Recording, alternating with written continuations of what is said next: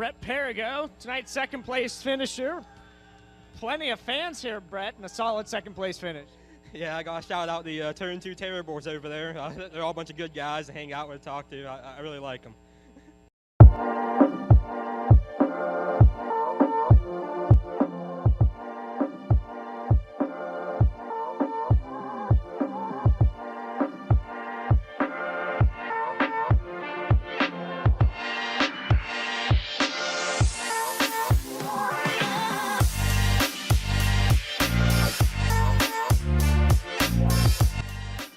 How are you doing tonight, man?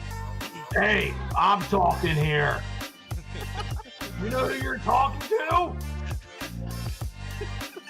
Macho Man! I'm on my way to Monday Night Raw.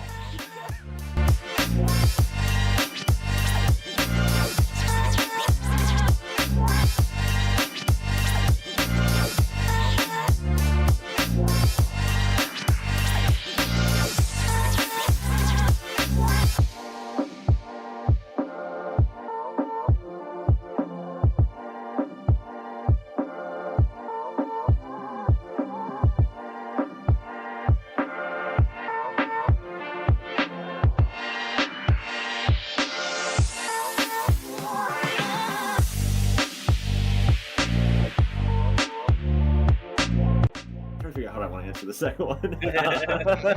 Your choice. It's a trap. I feel like it is. I feel like he's setting up fights in the front stretch is what he's trying to do.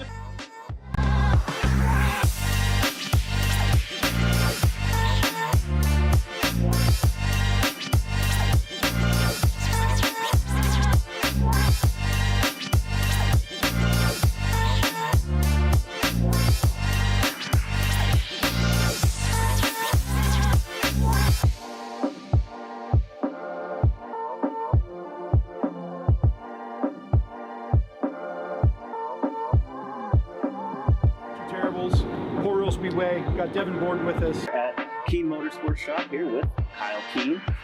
Sitting here with Sean Keen. We're going to talk a little bit about racing history. Yep.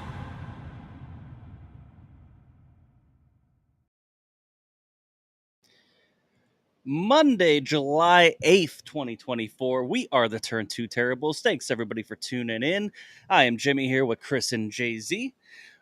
We are going to recap what was 9 races in 10 days of Central PA Speedweek here, 2024 edition. We've got a lot to talk about. We got 9 races to talk about, like I just said, and some other things that happened throughout the week. A little bit of silly season, some other drama, I'm sure. You know, all the good stuff, but we're going to try to focus on the positive. You know what I mean? Thanks, everybody, for tuning in. Brad, we see you in the chat. Matt, Randy, thanks for tuning in, as always. As we're talking about this stuff, you guys got questions, comments, make sure you guys are throwing them in the chat. If you guys are listening the day after this live, you know, on Spotify, Apple, you know, make sure you're giving us a go to our social media, give us a comment, and tell us what you think. You know what I mean? Helps us keep the conversation going. You know what I mean? So, fellas, how are you guys doing? I'm doing good. I don't know. Jay-Z's staring at me so bluntly. Doing good. You know, happy to be here. Talk about some racing. SVG did not win, just so that's out on the record. So no Chad Trout shirts for anybody. Almost. That was close. Yeah, I was worried. You and Chris Knoll had a bet that if SVG swept, you were going to buy him and yourself Chad Trout shirts. But Chase Briscoe said not today. Yeah, really. So you're just going to buy yourself a Chad Trout shirt, right? I still might anyway. He's a good guy. Jay-Z, man, how you doing? I'm good. A little under the weather. I think I have Speedweek flu, like chili bowl flu. I think I have Speedweek flu because not feeling the best here today. So gotta spend the week working and recovering. Yeah, I hear you. It's not that, I'm sure the heat the last few days of Speedweek, man, was just brutal. So us as fans, it took a toll on them. I can't imagine how some of these teams and everything feel. Yeah, I feel super very much like a sissy compared to what the teams had to deal with all week. You know, I'm just a fan walking around. There's some tough guys in the pit area and gals. Absolutely. Yeah. Dakota wants to know what Critter's drinking tonight. Pepsi. For those who think young boys. Look at that. So let's get into the past week. We're going to start all the way back at the beginning, and we're going to go back to Williams Grove last Friday night, 2 Fridays ago, night 1. 34 cars. Danny Dietrich goes quick time, wins heat 1, gets his speed week off to a crazy strong start, and then goes on and wins the feature. Troy Wagman finishes second. He also won his heat. Anthony Macri, which we're going to talk about here in a second, wins heat 3. Justin Whittle wins heat 4, and Cam Smith won the B main. Obviously, Danny was strong. Like I said, he had a knockout right in heat 1. He had quick time. But Macri led most of this race, and it was about 3 or 4 laps to go, and he just hops to cushion in 3 and 4 and wrecks it. And that gives Danny the win there. And Danny was there. I mean, he probably had I don't know if he had a shot at Macri, but it was going to be close. But definitely a strong start for Danny and got him off on the right foot. Yeah, agree. This was a fun race. Macri jumped the cushion, gets in the wall, wrecks himself leading, takes himself out of this one. But I think it was going to end up being a good race. Danny was kind of running him down in lap traffic there, and the cushion was tricky, as you can see in the picture there. It was definitely tricky, and you step over it, you get the result that Anthony Macri had, and obviously everyone paid attention to Speed Week, so it's not a secret what Anthony did the rest of the week. But this was his one slip up all week long, so that's how dominant he really was. I know the Speed Week came down pretty close here last night, but I mean, really, that's how dominant he was. He had a 21st here, and that was his worst event of the week. So obviously, Danny, Troy, Justin Whitall, man, Yep. what a great week for him on the races he did run. Just a battle. Troy got by him late there, and got the second. So Troy had to dig for every spot there too. So this was a pretty good one. This was fairly entertaining, to be honest. It set the tone. I mean, Macri, I think if I looked right, this is only finish that wasn't a podium all week. Kind of set the tone for the week. It was going to be a Danny Dietrich comes out swinging, talk about big shows, quick time, wins the heat for the knockout, and then wins the feature. I mean, it's that early week tone, and then obviously we'll get into Babs here in a bit, but you kind of saw the 2 players right off the bat. Yeah, for sure. And, I didn't realize it was 30 laps, to be honest. And I thought it was like lap 26, 27. I'm like, oh, it's over. And then I'm like, oh, then it took me a lap to realize, oh, it's 30 laps. And then that's exactly when Anthony hopped it. It was a gnarly curb up there. This might have been one of the most, if not the most entertaining feature of the week. Just when when Williams Grove gets slick to a curb like that, a nice gnarly curb like that, it puts on some great racing. And we saw that. 358 features were good too. It was a good night of racing. It was a great, strong way to start off Speed Week. Lance DeWeese ended up being hard charger, and Doug Hamaker won over Derek Locke and Chad Criswell in the 358 feature. So, Logan Wagner in 8th was, he's run pretty well at Williams Grove. But knowing that Darren was going to be in the car the next week, I guess kind of knowing, I don't know if he knew then or, the following Friday was Darren in it, but Logan's looked pretty good there, in the 69K at Williams Grove. He's looked good obviously at Port too, but it'd be cool to see him get, a couple more opportunities this year and see what he can do. Any other guys that we want to point out here? The only other thought I had from this, and I know you just mentioned 358 briefly, was it just took heavy rubber in that 358 feature, and they didn't have much to race on, and Hammaker just waited for his opportunity and took off and went. But Jude Siegel led a lot at the beginning of that race, and every week Jude's getting faster and faster. I just wish the 358s had more to race on, because it took rubber around the bottom at the end of that deal. So it kind of sucked, but Yeah, I mean, and it's going to be a theme pretty much throughout this entire recap, is just kind of you're fighting these crazy hot weather conditions. You're starting in the afternoon. These, I don't envy these track prep crews one bit. You don't want to start it too late. You don't want to start it too heavy. You want it to get kind of slick so you have some passing. But you don't want it to take rubber either. It's a very fine line. And I thought they, for the most part, they did pretty well on Friday night. It did take rubber in the 358 feature, but the 410 feature was really, really good. Oh, little man wanted to be on YouTube. He said, I want to be on YouTube, Dad. So he wanted to come in and say hi. There's Jimmy and Chris and all the people watching. Like, there might be 6 of them. So this is Luke. This is my boy. Getting ready for bed, aren't you? That's Woody. Yep. Yep. That's who you sleep with, huh? That's your guy. All right. I love you. All right, go get some sleep. I'll see you in a little bit. Bye, buddy. That's awesome. Sorry, made his day. Catching up on some comments here from the chat. Mandy says Troy Wagaman did extremely good all week. We're definitely going to be talking about that. Whittle looked really good every race he ran. Santos said DB falling back to 17th at the beginning to battle back to 9th was fun to watch for night one. That kind of was a little bit kind of almost how his whole week went, kind of up and down, but was there at the end of the day.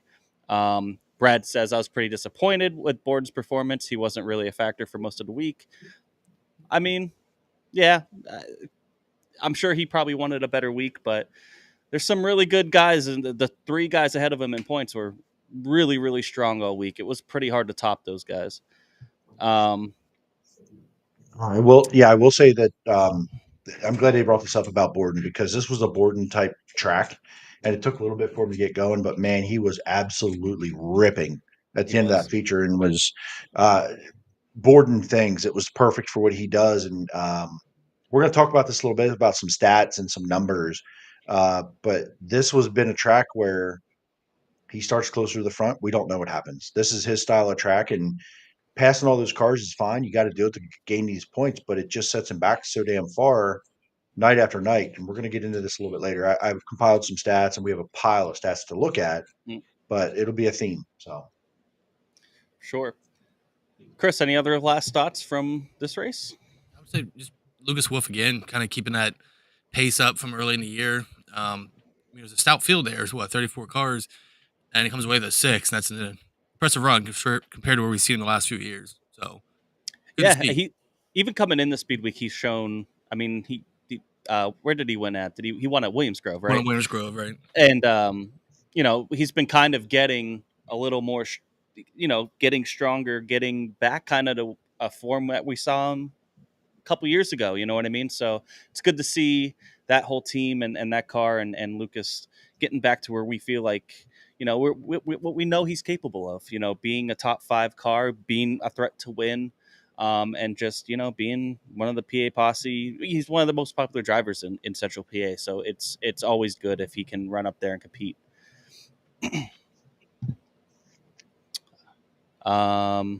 Yeah. Let's go to Saturday night. And this was a rain out. Unfortunately, want. The only rain out of the week, though. So it was the first rain out for Speed Week for Lincoln in 34 years. First time they had a rain out. So that's pretty incredible run that they had. So, but they tried. They did push through. They got time trials in. Anthony Macri got quick time. It rained. They were trying to get cars back out there, and then it dumped again, and it was too much. Jay-Z, you had a unique opportunity on Saturday night there to shoot from the flag stand during time trials. Yeah, now that it's empty, there's room for a big guy like me up there. So had a chance to go up and take some shots from the flag stand, guys coming all 4 coming at me and down into 1. And This shot of Dylan Norris on the screen is my favorite shot in sprint cars is when these cars are down left and front and just sort of digging. Probably my favorite attitude of a sprint car, and it was the optimum place to do it. That I've never really seen a whole lot of. I know guys in the past have gone up to the flag stand. It's not new. It's not the first time, but it's the first in a long time.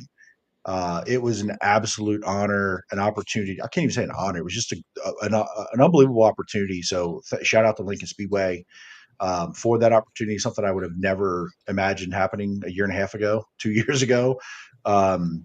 Even not just shooting it, just standing there and just feeling and being that close to it. And it's something I would have dreamed about doing as a kid. And I'm not a kid anymore. So just being up there, even if I didn't have a camera, was pretty wild. Opportunity of a lifetime for me, as simple as I guess I lead a pretty simple life if that's the opportunity of a lifetime. But it really was. It was super cool, and I hope to get to do it again someday. Yeah, it was. But and Good. the opportunity to see Dallas shot, do quick time, and then we all ran and go home. So, like Dallas said there, tough deal for him for sure. That was such a good night he had going there. That sucks. It does suck for Dallas. He's had some ups and downs this year, and it feels like whenever the ups happen, something goofy happens, and it takes it from him. So, but Yeah. listen, a couple years ago, he wasn't racing a sprint car yet, so it's not been that long. So, better days ahead, Dallas. Keep grinding away, buddy. Hell yeah. Yeah, some of these pictures that you were sending, man, they're just so awesome. You know, definitely a different, unique point of view. And honestly, like if I didn't know it was Lincoln, I didn't know you took it at Lincoln. I don't know if I would like, oh man, that's a Lincoln picture. You know what I mean? Definitely something fresh and new. So, pretty cool that you had that opportunity, and at least something good came out of that night. You know what I mean? No points were awarded. They didn't even get in the heats. We just got through time trials. I was kind of shocked that 34 cars showed up just because it was looking so iffy. But Lincoln tried like hell, man. You know, you got to give them a lot of credit. Maybe they tried maybe a little too long, but hey, why not? You know what I mean? It was $25,000 to win. This is going to be the biggest one of the week. You know, and that race got rescheduled to, I think, August 31st, the week of Labor Day. So that'll be the Saturday night show of that weekend. So that whole $25,000 purse, that whole Go Brecht race will be there that weekend. So it's not going away. But they took a big risk, you know what I mean? Because the way the weather looked, everyone else kind of got rained out, canceled, you know. But fans showed out. I mean, I was watching it at home in Flow, and it was pouring rain, and there were still probably a huddle of it looked like about 40, 50 fans in the infield that just didn't move an inch. They stayed there the entire time until they said go home. So, you know, definitely die hard there. And it was good to see people still show up, even with the iffy weather, and they gave it a shot. Yeah, I'll say that's also another theme that I hope we don't overlook is just the fan turnout all week, all these shows, hot weather, weeknights, threat of rain. It didn't matter. And man, shout out to Speedweek fans. So these tracks put a lot of money at risk, put a lot of money up for this, and really needed the fan turnout. And I hope that they all won. I hope that they all made what they should have, got through it all. And but man, every race that I attended, and I only missed Grandview and Sealands Grove, and I know it was packed. You talked about it. I know Grandview was. So just really good crowds all week long. Shout out to all of us as fans, except Chris. Yeah. Chris, you got any thoughts from Saturday night before we move on to the BAPS? Jeremy can suck one. Moving on. Moving on here. BAPS on Sunday night, 36 cars. How about Cody Hartlab going quick time, baby? Heat 1 went to Anthony Macri. Heat 2 went to Chase Dietz. Heat 3 went to Danny Dietrich. And Heat 4 went to Kyle Reinhardt, with TJ Stutz taking down the B main. And as you could see, Danny Dietrich, it was pretty much his race the whole time. It was him and Macri going, but, you know, Danny was just he's really, really good at BAPS. Takes the win. Macri's second. Kyle Reinhardt getting a nice podium. Tyler Ross in the top 5. Skylar G, 6th. Billy Dietrich, 7th. Logan Rumsey, 15th in a rare 410 start. Yeah, what'd you guys take away from this one? It was a very not BAPS like race that we're used to, at least for the most part. There was some rubber in the bottom, and it was just weird from start to finish.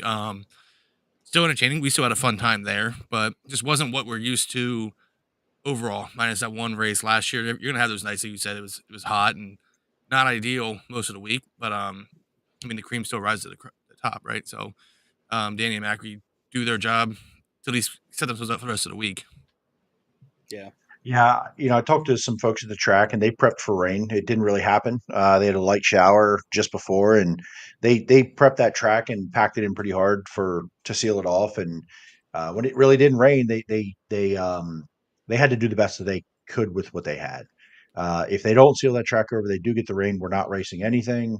They do seal it over. They don't get the rain. We deal with kind of what we had there. So, uh, you know, playing weather forecaster and guessing is never fun. But we had a few of those this week, which is it's summer. This is part of the game. It's part of the deal. We got to see a race. It counted. The points counted. Cody Hartlub got a quick time. I don't think it wasn't the best BAPS feature we've ever seen, but it also wasn't the worst one I've ever seen. So I've seen Danny win by half a lap, and we saw the one with the rubber down racing last year, the year before, when they couldn't even finish the feature and they shortened the laps. So I don't think it was. I didn't walk away like, damn, that sucked. I did not walk away that way. Um, I know it wasn't the 10 out of 10 that we're used to seeing from a BAPS track, but they did the best they could with what they had in trying to play forecaster. Yeah. And honestly, it rained. It poured like hell 6 miles from the racetrack, so they didn't miss it by much. If you're not in a professional weather forecaster and you predict rain and you missed it by 5 miles, you did pretty good. Except that they prepped the track for the rain, not missed it. So it is what it is. But again, everybody had the same thing to race on. You got to do you got to do your job. Danny Right. doesn't time. Anthony doesn't time. They're not coming from the middle of that field to come up to the front of that race probably. So they did their jobs, plain and simple. Yeah. 3 and 4 was pretty much was just locked down on the bottom from hot laps on. From 1 and 2 was racy. It got up top, and then about halfway, not even halfway through the feature, it just went to the bottom. And it's still the leaders. It was kind of like a cat and mouse game, but with Dietrich and Macri. And Macri, he got runs at times, but then going through lap traffic and stuff, you just couldn't, get around them because there was no other lane really he can go to. He had to basically count on Danny screwing up, and Danny's not going to screw up there. He's a veteran. He's really good there. That's not something Danny's going to do. So that's basically what Macri would have needed to win. But Danny did what he needed to do. Got out front early, and paced the field and got the win. He started off with 2 straight wins back to back. And he had a phenomenal week. He didn't. We'll talk about this more later. Just he got the top 10 bonus and everything, but man, just a really great, strong start for them. And so, Yeah, go ahead. Well, real quick, Santos. He talked here. That's His first comment about was disappointed, but the end of that sentence, I'll never understand why they waited till after the B to touch the top. They always kind of wait till after the Bs, even no matter what. They don't really water before the B, run the B, and then water it again. They wait. But I'll be honest with you, the best race of the evening might have been for the transfer spot in the B main to get to the A with Brett Strickler running down Lucas Wolf, sending it in 3 and 4, and just didn't come out on the other side of it. He ran Lucas down from a second back in the last few laps and took a shot there. So even though they didn't water it before before the B, they went to the top in 1 and 2 and the bottom of 3 and 4. There was some diversity, and Lucas wasn't on the wall, and Strickler was running the wall in 1 and 2 and was able to run him down. So it was almost a little bit racy, to be honest, in the B. So if they water it before the B, you have everybody fast, one lane, one speed. So, but they typically at BAPS, when they do touch up the track, it's after the Bs. It's in that intermission break before the A. They know what to do with their racetrack, and they try to create more lanes of racing. And just like I said, it just product of the environment that night. Yeah. And, he said, ignore my last comment. Did not know they packed it in expecting for rain. My apologies.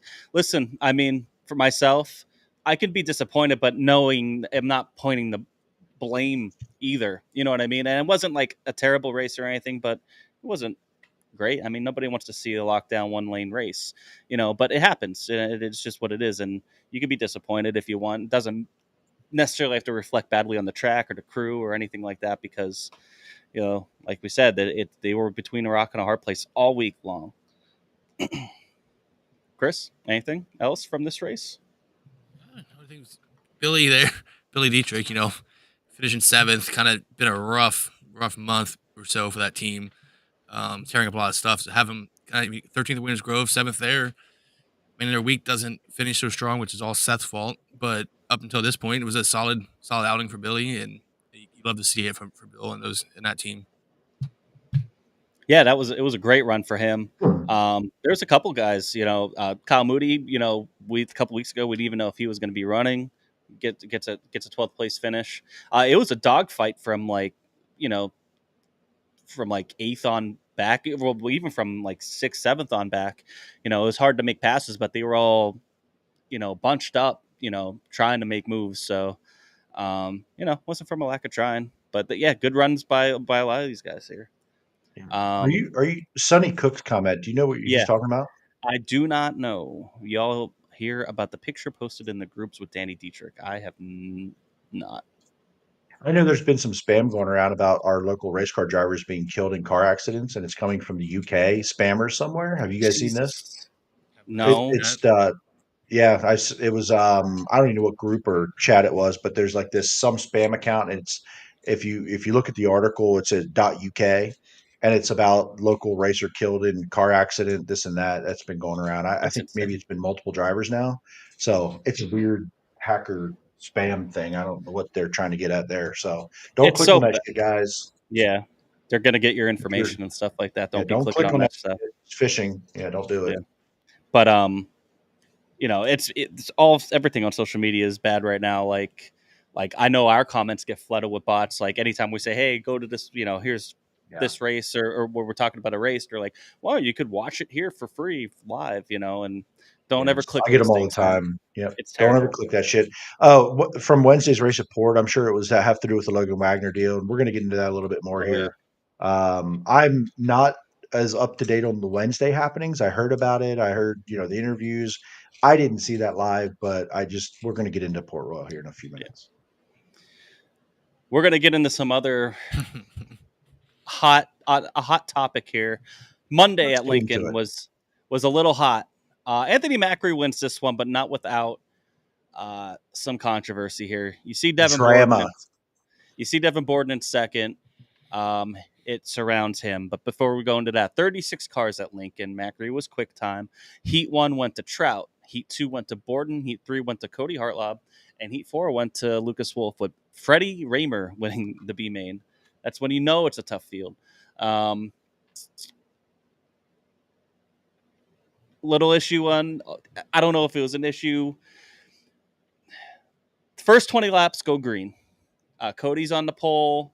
I think on the inside behind him is Borden, and behind him is Macri. Devin Borden gets the lead going into turn 1. 20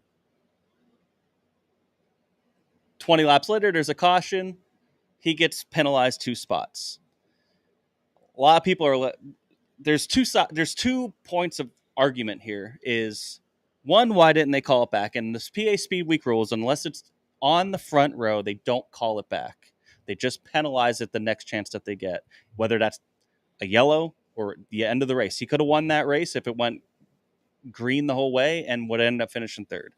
And then 2, was it actually a jump? A lot of opinions say not really.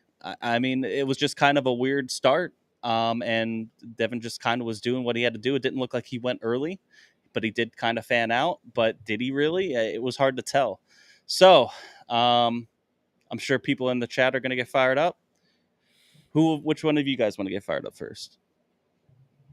Jimmy's going to be longer. I'll go first. Yeah, go ahead. So I hate it. I hate the fact that it took 20 laps to make a call. I mean, that's the rule. Wait till next stoppage, whether it be yellow or checker or whatever it was.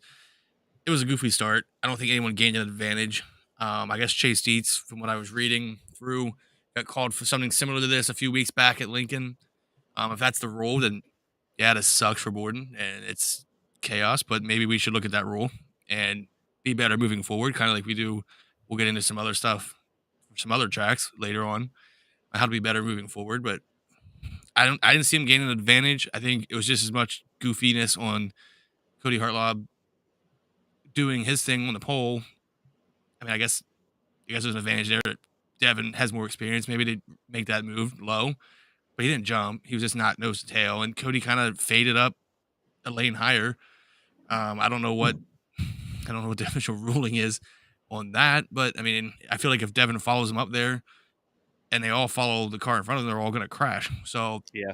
I don't really know what you want him to do. So that's my take. I mean, I just wish it wouldn't have taken 20 laps, and I wish we were just more consistent every time that these kind of things happen. That way, there was no gray area. Jay-Z? The only thing worse than the penalty assessment, the role of how it gets assessed, is the call itself. It was atrocious, uncalled for, unacceptable. I don't care if there's three people that rule on this and they all three agreed they're wrong. All three of them are allowed to be wrong, and I think they are wrong. In my opinion, it's simply that Cody Hartlaub did not start that race in a straight line. He didn't keep his line. Everyone else behind him kept where they were rolling and symmetrically around the corner. Devin didn't duck low. It made it look like he ducked low and out of line. He didn't. If he doesn't duck low, yeah, he runs over and crashes the field. Cody spins the tires. Cody gets tight. He runs up the track, gets out of the throttle. If Cody has a normal speed start and doesn't get tight, excuse me, it didn't spin tires, gets tight and almost runs into Matt Campbell, Devin Borden wouldn't be beside Cody Hartlaub at the start finish line. He would be behind him, and all would be they would be moving on. So I don't care if Lincoln has a rule of 3 out of 3, 2 out of 3, whatever they say they do. One time they use it, next time they don't.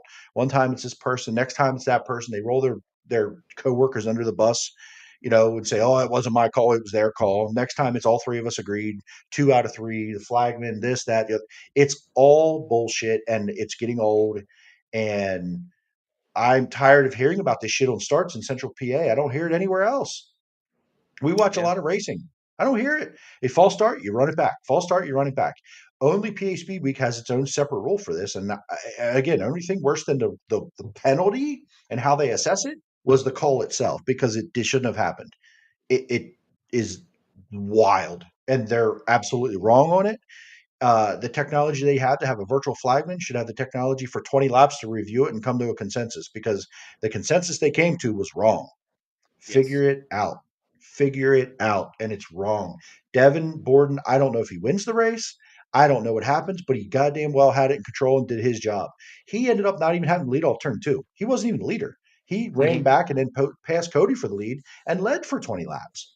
It wasn't even like he got the lead in turn 1. He ran a slider. Cody turned under and took the lead. I love Cody. We're friends. This is Cody's fault. Like, he didn't really do it wrong, but his start created this. His start made it look like Devin dove down. It made it look like, but if Devin dove down in third, so did 5th, 7th, 9th, 11th, and 13th. Every one of them did, because they followed Devin, because Devin stayed in line where he was coming around the corner. The only one that moved off their line was Cody. So, again, the only thing worse than the penalty assessment or how they handled the penalty was the call itself. Yeah. And then they give the win to Anthony Macri. There we are. He earned it. Excuse me. He earned it. He did his job. I don't know if Anthony Macri wins that race if it stays. If Borden has the lead at the yellow. I think the result's the same. Macri was pretty fast. He was getting Borden before that yellow, and honestly, if it would have stayed green, he would have got him anyway. In my personal opinion, he looked like the faster car. To me, I mean, like you guys said, it looked like Cody kind of slid up on the start. Looked like he didn't want to get into, was Matt Campbell on his outside, correct? And it looked like, you kind of see the nose drop, probably because he's letting off a little bit, which Borden's already full throttle. He gets grip, gets a good start, and he's going around. What else are you going to do? Run in the back of him? You know what I mean? Tyler Walker, what do you want me to do? Run a motherfucker over? You know what I mean? Like, so I get it. Is part of this, we've heard, about Borden maybe fanning out a little bit more than some other drivers, and maybe it's like a reputation thing. I don't know. Calls, though. That's not I how we should be agree. making calls. I agree. So whether that's reputation or not, that's not how we should be making officiating calls. Is the car out of line or not? I don't care if that car has an 8, a 23, a 48, or is a plain white car. Is it out of line or not? Did it jump the start or not? That's how we should be making calls. We And start playing also, that other game. You start having fuel to the fire to, well, at least it's not a Dietrich this time, like Billy said in the chat, and like I even said on our post. You start fueling that fire when it happens this way for some guys. When it doesn't happen, you just come off a week where right, wrong, or different. You disqualify Freddie and then put him back in the field, where as if nothing ever happened. No real clear explanation that I saw officially. All you're doing is fueling the fire. Whether it may or may not be true, you are now giving some kind of legitimacy to it. yeah, and honestly, if you're going because he wasn't nose to tail, you could give the same penalty to Macri because Macri was below board. You know what I mean? And it was all just because they're trying to avoid running into the person in front of them, really, just because of the way the start went. So I just think it was just a bad call. It should not have been called. It was a weird start, but it wasn't a jump start. Nobody did anything necessarily inherently wrong or got necessarily an advantage. You know what I mean? Anything to save the field from junking a lot of race cars. Yeah, pretty much. Yeah. William Wogman, appreciate your comments, but you're wrong. I'm right, and that's okay. You don't have to agree with me. Yeah, the virtual flagman has zero to do with this. Let's just stop there. I've heard this a lot in the comments. I know it's an easy way to like pick this out that you don't like the virtual flagman, and I've seen a lot of this week. This has 0.0% to do with any of this start stuff, so we'll just chill out on that because the guys don't even look at the freaking flagman when they're driving anyway. They just don't. Yeah. They don't have time. So that's silliness. It has to do with the race start, the line, the flagman, and the people up top, or excuse me, the real guy at the start finish at the chalk line, and then it has to do with the people up top. So yeah, we'll just just chill out with the virtual flag bullshit. Yeah, and like, Billy's pretty outspoken, becoming a laughing stock of the local tracks. I'm glad it wasn't a Dietrich this time. No kidding. God, that was and he's and basically what everybody's kind of saying, they need to fix their bullshit problems. It really is like Chris just said, you just had the thing with Freddie a couple weeks ago. And I remember when we were talking about it, I think in their chat, I remember setting one of those gifs of, like days since last accident, and you erase it. You know what I mean? Because it's like, it's every couple weeks. It's like once a month, there's something going on there where there's a controversial call where it feels like they're taking something out of the driver's hands or just not being fair with everybody. So I'll tell you, the most egregious one of the season might have been the one in a heat race that no one talked about because it was a non-call when Billy was on the pole and Emerson Axon was on the outside of the front row. And Emerson Axon turned 1 by like 4 car lengths. He beat him off the turn 4 by 3 car lengths. And it was like, nah, he didn't jump. I could barely see the start, and I could see it from the other end of the freaking track. Emerson Axon is second, not first. He controlled the start of that race. That wasn't called. And it's just the inconsistencies and the things that are just it's getting too hard to defend. I'm struggling with it.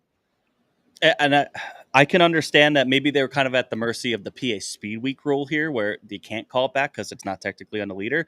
But yes.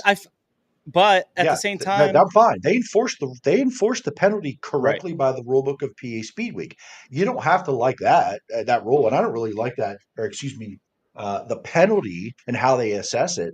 You don't have to like it, but they did follow that at least, right? Because they're kind of running that part. So yeah, I think Tyler said in the comment there, the only thing worse is if he leads the whole damn race and gets it taken from him as he's trying to get to victory lane. Could you imagine that? Oh, it would have really burnt down. And actually, if anyone was not at this race and watched it on Flow, did they announce it on Flow that he was getting a penalty during? Because Selinsgrove last night? Yes. Did they announce it on Flow? Because we were at the racetrack. They didn't? They didn't announce it. They didn't announce it until the yellow. Okay, because last night Selinsgrove, Steve Buckwater was assessed a penalty, and they announced it right away. Like within the first lap or two, on the broadcast said he will be assessed 2 spots at the next yellow. So if Lincoln knew that long, why did it not get to Flow? And again, I don't think it doesn't really change anything, but that makes it look better. Weird too. Doesn't, it's not great. So, There's a lot of comments in here. People are fired up. Dirt Court Jesters podcast. See a lot of starts like that allowed here in Ohio. I don't like the fact that hypothetically Borden could have lapped half the field and got checkers and not have the winner's check. Agreed. I mean, I just think if you think that was not a good start, whether it's a jump start or not, if you think it wasn't a good start, you call it back. I don't care what the PA Speedweek rule is. It was not a good start. You know, just say it was on the leader or whatever, and just give them another shot at it. I don't know. Just 3 tracks that run Speedweek have different rules in their own track when they run regularly. It's true. I mean, at this point, we can go into that then, but like, really, 3 tracks kind of control Speedweek. Williams Grove, Port Lincoln. Why would you have any rules that are different than your local race, other than like time trials and format? Yeah, weird. There's a lot of comments in here. Randy says, "Sad part is I know fans that are avoiding linking because of calls this year. Even Billy says it. You know, Marie here says not driving 2 hours to have my night ruined by bad calls. You know what I mean? And he also Billy also says here that they changed there's a rule update, no more 360 blend rule, a rule that's changed after the fact. I'm thinking that's in reference to Freddie's spin or whatever the other week. Yeah. So yeah. Just oh, hey, Cody Hartlaw. Yeah, we were talking about you. Sorry, man. Call it like Thanks, I see buddy. it, buddy. I'm a fan. I call it like I see it. But you know, let's move on from that and let's just take a look here at the rundown, because like I said, I think Macri still gets Borden. He was faster. So he gets to win. Cody still gets a good third. Logan Schuhart was there. We didn't even talk about him yet. Because this was something that we found out after BAPS on Sunday night, and we found out Monday morning that, hey, the Outlaws are getting rid of their rule this week, where they can go race wherever they want, because they got 30%, 30% of their races, whatever, rained Canceled, out. So they are allowing their teams to go without penalty, because since they were off. So you saw Logan Schuhart. We saw Brock Zierfoss. We didn't see any other Outlaws, but a lot of them had scheduled vacations and whatnot. Troy with a 5th, Danny Dietrich a 7th, Chad Trout with a good run. Jordan Givler makes the show. Good job, Dakota. Jordan.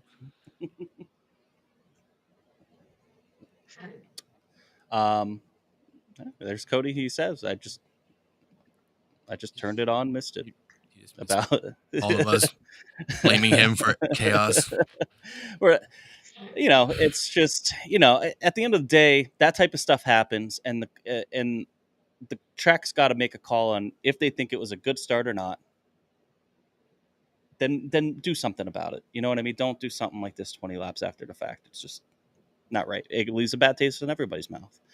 And I don't remember before that. I don't remember anybody saying, and because I'm on social media and stuff during the race, I don't remember anybody saying, "Oh, Borden jumped that start." During nobody that had it on run. Nobody had it on their mind of like that start wasn't any good. Not one person. I thought it was the best start in history of sprint car racing as they went down the front stretch. I'm like, God damn, this kid's ready to go. He actually gets to start in the top 5, man. He's fired up. I was like, all right, I'm here for it. Right? You're gonna rip the top, and he did, and then he didn't. So, you know what I'm happy about? The only thing I'm happy about is it didn't involve a teacher. Yeah. Once. It was so great. Man, it was refreshing. And I'm sure they feel the same way. Finally, not a Raymer and a Dietrich. Bert Wojcik, he said, I made sure last night to say when Buckwalter got assessed a penalty, it was on the start, call it back right away. If it's a restart, next flag. Shout out Bert. Justin Whittle says it's always Cody's fault. And Cody says, don't let me on the front row, I won't win anyway. So hey, Cody, man, you still ran strong. You're running strong, man. He wins heat races from the front row, not features yet. So we'll get there. And Billy says, let's be honest, the problem isn't the speedway, it's a few people spoiling for everyone. I could see that. And it's not, because I think the facility and everything's run great. It's more just the race itself, the action on the track that seems to be, you know. So this is a good point too. Brandon says, I salute Devin for his post-race interview. Not easy to act professional with how their season has been going. And not just that, he was a class act. He really was in his post-race interview, because I know, and I know you said it, Jay-Z too, would not have been, I think Chris, you said, we all said it basically, like, we would not have been that calm and courteous and with a smile on my face and all that, you know what I mean? I would have been mother effing somebody probably. It'd have been more than one well, single word. But he kind of did that around the racetrack to every official on the yellow. Hey.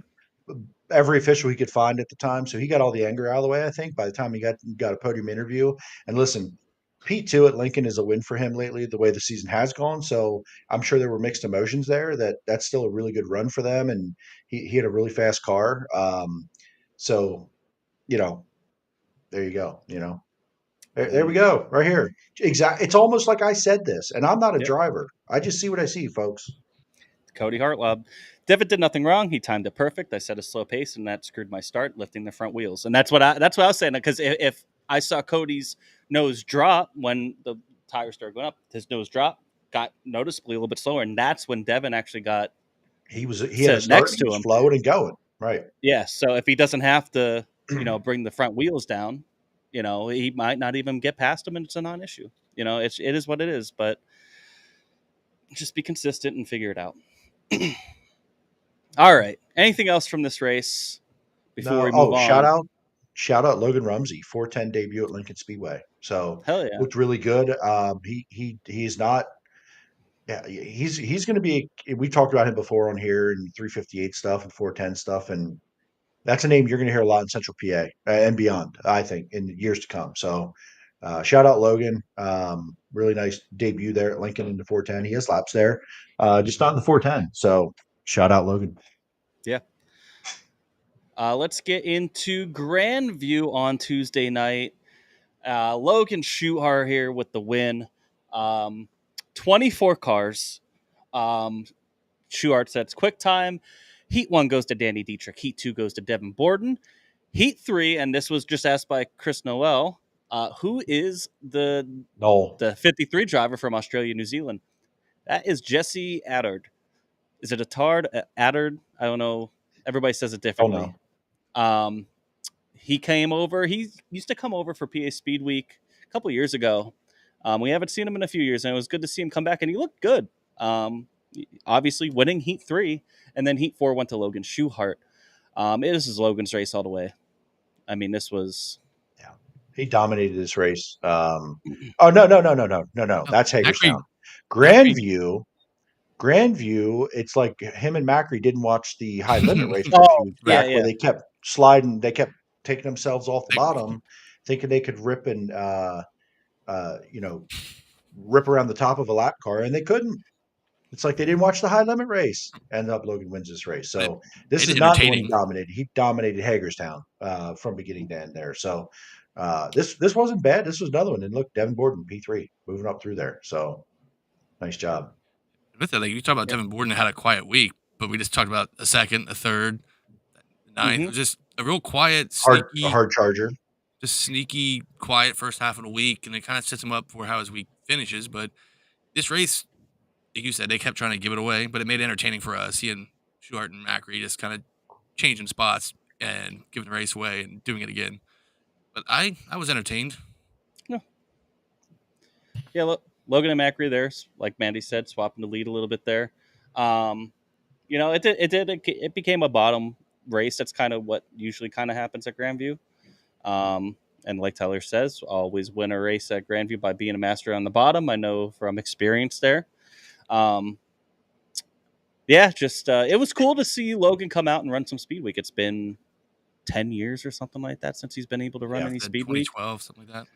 So it was cool to see him come out, obviously run well. He just got a win at Cedar Lake before coming home. Warren have not been having the season that they've been hoping for ever since kind of the million last year. They were there, they've been fast, but probably not winning as much as they would hope to. So hopefully, coming here, coming to PA, getting some extra laps, and also getting that win at Cedar Lake can help propel him here for the rest of the Outlaw season, going into some big races like Kings Royal, and you have Summer Nationals, you have Knoxville and all that. So where he should be a threat. So yeah, him and Anthony though battled it out. Skylar G, top 5. He was impressive the races that he ran here this week. He seemed to be hanging around in the top 10. He was fast all week long. So good for him. Troy Wagaman was first time to Grandview, top 10. Cody, top 10 and 9th. Shout out to my man Dirk Rimrot. Just awesome. I remember seeing him at Bridgeport last year. He had a sprint car and a modified, and he was running both of them out there, ripping around, and it's just such a cool name too. So it was cool to see him there. Here's the thing I don't understand about Grandview. Whatever they do with the dirt, the clay, the compound, I've never seen a track get reworked 6 times a night and still take rubber. Like, I don't understand how that works. There's got to be something that they do, or that clay and that dirt. And I'm not taking a jab at them, because there's not many tracks that can take rubber, and people leave there going, "Whoa, what a cool feature!" Like, lucky for them, I guess. But like, how can you work the damn track that many times and take rubber after 30 laps? Like, I don't understand it. Sure, Tyler knows the organic compounds of the dirt, because I think he sleeps at Grandview the way it sounds here. So, I don't know, man. It's a weird place. I like going there. I've been there a couple times. I enjoy when I do get to go there. But this was probably one of the more entertaining ones, as sad as it sounds this week. Yeah. Cody in the chat here says Grandview is definitely a different track. My favorite new track this week was a toss-up between Hagerstown, needs more races, and Selinsgrove. Yeah, for sure. That would look good. Dirk, hell yeah, man. Emerson Axum with the 6 before heading to Knoxville. I thought it would have been cool to see maybe Axum run the entire speed week, because he could have been a threat. He might have been able to get a win. He's been pretty fast and getting better and better in the wing car. But he's just kind of doing the true outlaw, going where he wants type of deal. I heard it. Oh, sorry. Go ahead. Go ahead. I heard an interesting statistic about this race, though. This Speed Week race for Grandview, a posse member has not won this race since like 2014 or something. Yeah, it's been like the something Kyle like Larson, that. 10 Christopher years. Bell show, Rico Abreu type of deal, because it's Aaron in the middle of Reitzel. the week, and you get a lot of these guys come out in the middle of the week in between races. NASCAR guys or touring guys, like when there was the All Stars or High Limit, coming in and kind of running that middle of the week chunk. And Kyle Larson's been that's one of his playgrounds. Yeah, he loves that place. One name that we see on here, and we'd be remiss if we didn't talk about it, Lance DeWeese in 14th. He was not in the 12. Tony Jackson and that Hess 88 parted ways. Sort of.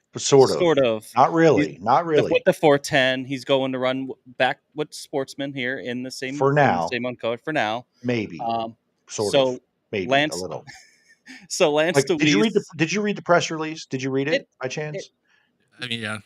It was confusing. He decided to taking a break, go vacation, reevaluate. There were all these like cliche words. I don't think we're going to know until we know. But fact of the matter is, Lance DeWeese was in it to shake it down, give his thoughts on the car, where they stand, and we'll see when we see the 88 again. Who knows? Yeah, who knows? But we will see it in the Super Sportsman division. We know that. Yes. In fact, we saw it last Saturday. Yeah. Right.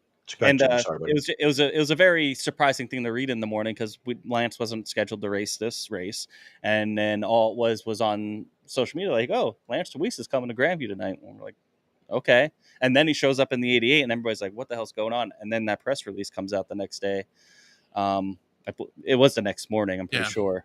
Kind of cleared up the air a little bit, and Lance was just kind of shaking it down. He has Hess Iron is been a long time sponsor of his, and just kind of helped shake it down. So looked decent in it, 14th. I'm sure he would want to do better, but he's not really a guy that we see at Grandview. I mean, obviously we don't run Grandview that often. This is the first race we didn't have a B main, 24 cars, but those grandstands were packed. It was a really, really good crowd. Anything else from this race before we move on to Wednesday? I don't think so. Troy Wagaman, P7 there, right? Cody, first time being there. Good runs again by the young guys. So yeah, I think you got Freddie it. Raymer, 18th. He had a rough week, man. He had a very rough week, and we're going to talk about that here in this next, I don't this next had race. much fun. No. Reese Nowatarski, got that URC win at BAPS a couple weeks ago, made a 4:10 start here, looked okay. Be cool to see him, as you're starting to see some of these younger guys, JJ Loss, Mike Thompson, Hayden Miller, making some of these starts here where maybe they know it's going to be a lower car count or where they're closer and getting some laps in. It's good. It's a good thing. Let's go into Wednesday at Port Royal. 39 cars. Chase Dietz quick time. Derek Hauk wins Heat 1. Logan Wagner wins Heat 2. Brett Marks wins Heat 3. And Mike Walter wins Heat 4 with Buck Walter winning the B main. Anthony Macri wins this race over Brett Marks. It was really between those two guys, as it usually is there, it seems like, when those guys are there anymore. Logan Wagner and Danny Dietrich, 3 and 4. There was some controversy there. Before we get into the rest of this feature, it was lining up for the B main, as we're talking about Freddie Raymer.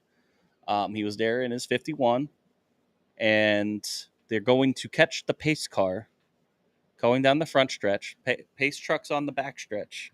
So they're going to catch up. And the 2C, is it Vince Snyder? Was that his name? There's about a lane and a half above him. Freddie starts trying to go around him, and the 2C just jerks to the right. And get into the slow lane. He was getting into the slow lane. I don't know what the hell he was doing. I don't know if he knew what the hell he was doing. Cody Harlob cleared it up. It's his fault. It's Cody's fault. Cody did it. That makes a lot more sense. But absolutely it was a wicked wreck. I mean, you don't expect that. Like, everybody's just kind of like, all right, they're going to catch the pace truck. You know how they do. They just, do like a half-hearted lap and go catch the pace truck. And all of a sudden you see Freddie up in the air. He flipped probably about 6 or 7 times, and that car was destroyed. Man, that was a tough watch, and I still don't understand what the hell happened, really. But he's giving context to that too.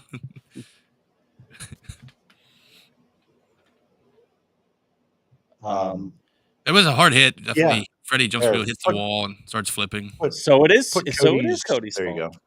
You go. I don't think because the only view we got of this was our eyeballs are all trying to figure out what happened on the camera, and we're watching 2C in the 51.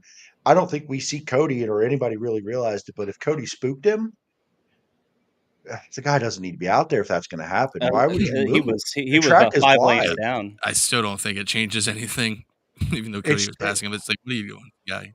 Like, if we're doing like door bumper clear type stuff and idiot of the week or whatever they call it, there's a lot of choices. There's a lot of choices coming up, though. This one doesn't win it, but it's goddamn close because this is straight up dangerous. And I think some of the idiots of the week are in safety type concerns. This is bad. This is very, very bad. And thankfully, Freddie's okay, because just straight unnecessary. And listen, I hate the Freddie love or hate thing. I think so many people get so emotionally invested in this that they actually were blaming Freddie for wrecking himself here. People were actually looking back going, "Oh, you shouldn't have done that, or shouldn't have been there. Should have not done." Listen, you're lining up for the feacher. These guys, it's not his first time. It's not the first go around. Everybody else was fine. Jerk it right. Yeah, no, you don't. That doesn't happen. It doesn't happen. Billy's never done it. There's cars could be coming around. You're the slowest thing on the track, other than the pace truck, and you might be getting about pace truck speed. Yeah. You don't hook a right. There's cars coming. So I don't know, man. It just if I remember, hate it for Freddie, man. if I remember in the heat race too, Brent was coming up to lap him at the end, like towards the checkered. And, that guy was running low the entire time, just getting his laps in. That's fine. But then right after the checkered, Brent's running his high line, and all of a sudden he slides up right in front. Like Brent almost hit him, So it was kind of like, well, you got to be predictable if you're going to be out there. If you're trying to get out there, get laps and, whatever, Which is that's fine. cool. But you got to be Perfectly fine. predictable, man. You can't just change a lane. You can't The just speeds be are too jerky. fast. Yeah. Yeah, these cars, Especially these there, I don't. man, at Port. Yeah, and I hate to say especially there, but it's just true. There's just how much speed they carry, and things happen quick, and you can't be that unpredictable about it. I'm fine if you're lap traffic and you're racing a line and you're in the way. That happens. It is what it is. But man, you can't just be unpredictable and just change lanes. I don't know. I don't know. Yeah, that's yeah. Yeah, and it destroyed that car. I don't know, he didn't show up Saturday and Sunday, which I'm pretty sure he was going to plan on running it, but he was going to run it in that 51 car. Ends up not running the rest of the week in that, because the frame and everything was destroyed. So it was ugly. But yeah, it was shame on the people that were cheering or saying that was his fault. Like, just get a brain, dude. Yeah, Shit. grow up. I'm at that. It's at that point. Yeah. Some good things from this one. Yes. Cody Lehman, Hell third, yeah. fourth top five in a row, third top five in a row. He's been ripping there, man. Unbelievable job by him there at Port Royal. Shout out Cody Lehman on that. Mike Walter started on the pole this race and goes backwards to sixth. I saw him on Saturday at Port Royal, and I said, "Hey, man, what more did you need?" And he said, "A better driver." So, maybe he's hiring. I don't know. Just saying. He said he needed a better driver, but shout out Walter. He likes Port Royal. He had some good results there and looked good at both races this weekend. So just look at the names. Good for him for sure. Look at the names ahead of Lehman and Walter there. You have Marks, Macri, Wagner, Dietrich. They're pretty good drivers. So it's a good job. I mean, it's good to see him like Walter kind of that team. Better. He'll get there, maybe when he's older. But it's like that top 10's interesting, like Billy there in 9th, Whittle, Dietz. When you have Lance finishing 10th, it's like, wow, that's a stout top 10, right? So yeah, shout out Billy with the top 10 there. Doesn't run Port that often. He looked really, really good. He was really sporty all week. I know he had some bad luck at was it Williams Grove on Friday, but he looked really good all week, and this was on top of that, man. I mean, the top 10 I think at we're Port going to is confirm. great. I think Billy's just going to be a Port Royal regular. Seth's not allowed to touch the steering box, is what we're learning. It's all Seth's fault. We said it Friday. It's still true. Lance DeWeese with a top 10. Brock Zierfoss finished 22nd here, but he was running up around the top 5. He was running up around there kind of with Walter and Dietz. And Whittle kind of in that area. He was, I believe he was like back half of the top 10. He hasn't looked good at Port really since he was a regular there, to be honest. I mean, since he, every time he comes back, he kind of hasn't looked the best. And it was good because it was refreshing because he was up there running really well. And, he had something break, which just seemed to be his luck this season. But he had a good run going up until then. It was good to see him show some speed there. And then, of course, shout out Troy. Doesn't have many laps at Port Royal, getting a 14th, and then ends up getting the top 10 later in the week. He's his first A main at Port. That was his first A main start. He had ran a couple others, didn't make the A. So that was his first A that he makes. And then we'll see here as we move forward. He then gets his first top 10 a few nights later. Yeah. Justin says Brock said his motor was laying down, so he stopped, which is a smart thing to do. You got to make a business decision there. But he showed some good speed there, and it was good to see. Anything else before we move on to Hagerstown?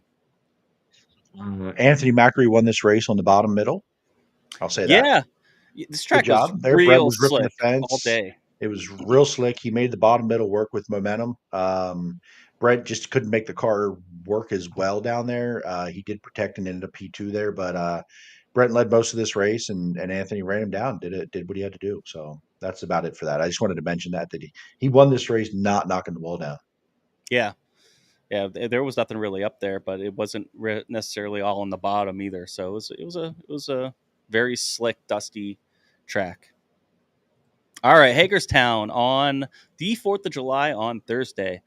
And this was the one where it was just, man, it was all Logan Schuchart. He was out by like 8 seconds. Looked really, really strong. Troy with a second. He held off Macri and Dietrich. Justin Whittle went quick time in this one. There's 31 cars there. And Cody Hartlaub won Heat 1. Troy won Heat 2. Schuchart won Heat 3. And Lucas Wolf won Heat 4. I'm sorry, not Heat 4. He won the B main. There's only 3 heats. Yeah, but just a whittle with quick time. This was after a pretty heavy rain shower, and it was humid as shit. Jay-Z, I know you were there, so tell us what you saw and what you felt. It was 1,000,000 degrees with 1,000,000% humidity. It was awful. It was hot. It was muddy. It was moist. All of that, and Logan Schuchart kicked everyone's ass. The battle between Wagaman, Macri, and Dietrich was fun to watch. This track was locked down fast all night, and it was, guys could make. It took a while for guys to get a run on somebody, and it was hard to pass. It was narrow, didn't really widen out, but you had to put yourself in position. You put yourself in a position to run up front. But holy shit, was it hot and miserable, and oh, 2 hour drive. We got home at 1 a.m. and we wouldn't really stay that long. It was awful. I was just standing there. Like, again, I'm okay in heat. I played a lot of sports growing up, and even as an adult, and drinking all day, playing softball tournaments, running around in heat like an idiot. I was standing still most of the night, and I was just like, this is dumb. Why are we doing this? But shout out Hagerstown. The first time I've been there in 20 years. And I was a fan then. I didn't really remember anything I was looking at. And what a cool joint. Very cool racetrack. Definitely would love to go back again on a normal night. Vapor trails. Again, the humidity. These if they were airplanes going by, it would have just been clouds of. Uh-oh. We lost your. You did something to your mic. Exactly. Humidity broke Yeah, it. something's unplugged.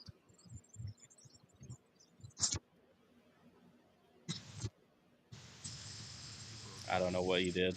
I don't know either. No. But like he was saying, Logan was untouchable. They had a caution with 6 to go, and he still won by 3.6, something like that, or some ridiculous margin of victory. Hate it though for Kyle Keene, heard murder some parts there, so he had to scratch early, and we don't love to see that. So No, we don't got you yet. Jay-Z's R.I.P. Jimmy, you and I watched this whole thing on Sprint Car Unlimited. Yeah. What are your thoughts on it? Logan looked good. It was a good battle, even though it was kind of locked down. It was still very racy. It was a fun race to watch. It was cool to see, so many cars there. I don't really have any other thoughts there. I thought maybe once there was that late race caution, maybe there was going to be a shot for Troy or even like a Macri or Dietrich to do something kind of crazy and maybe kind of give Logan a run for their money. But he was gone, man. It was nobody touching him all night. Yeah, just that Cody Hartlaub with a top 10. Good to see those guys just running well here. R.I.P. Jay-Z. I don't know what happened. He moved his hand and then his mic just went away. Fell off the map. Yeah, he'll be right back. Let's see. Let's try it again. No. His headset die? Maybe. But anyway, yeah, Logan. I mean, two Speedweek shows, 2 wins. Well, he won. Hey, I just heard Jeremy. I just heard Jeremy. No, we don't. Well, you want to just go back to what you were doing before, and we'll just kind of watch the echo?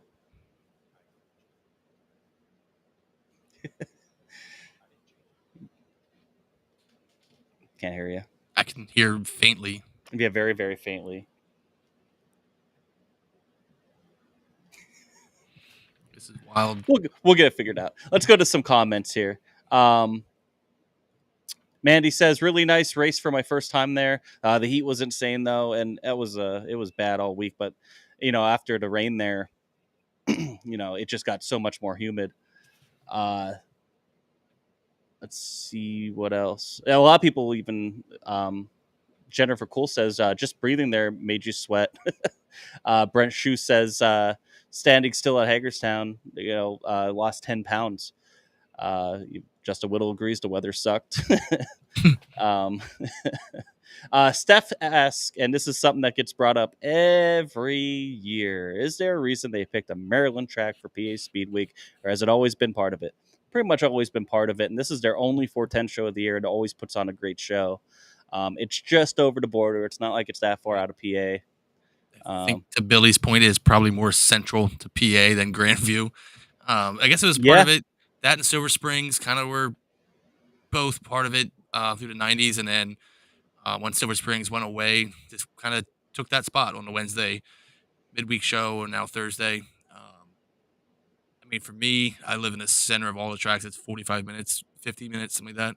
So hell of a lot closer than Grandview, which is like 2.5 for me.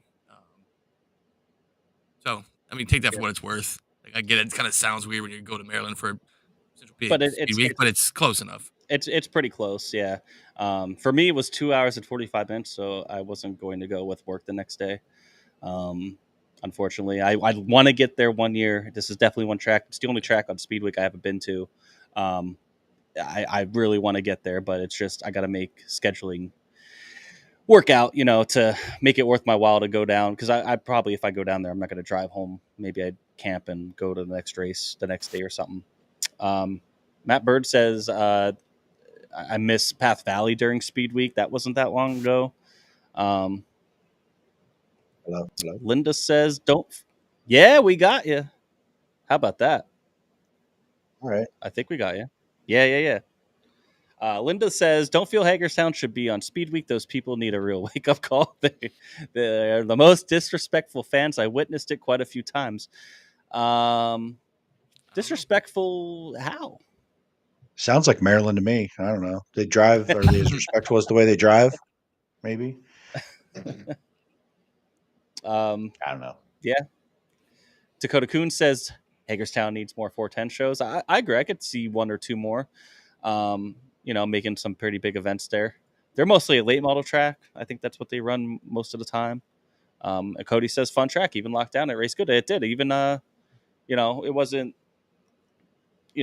the craziest race of all time, but it was a good, fun, entertaining race to even watch at home. You know what impressed me the most about this? Yeah. You know what impressed me the most about this was the car count. I thought it would be one of the lower of the week.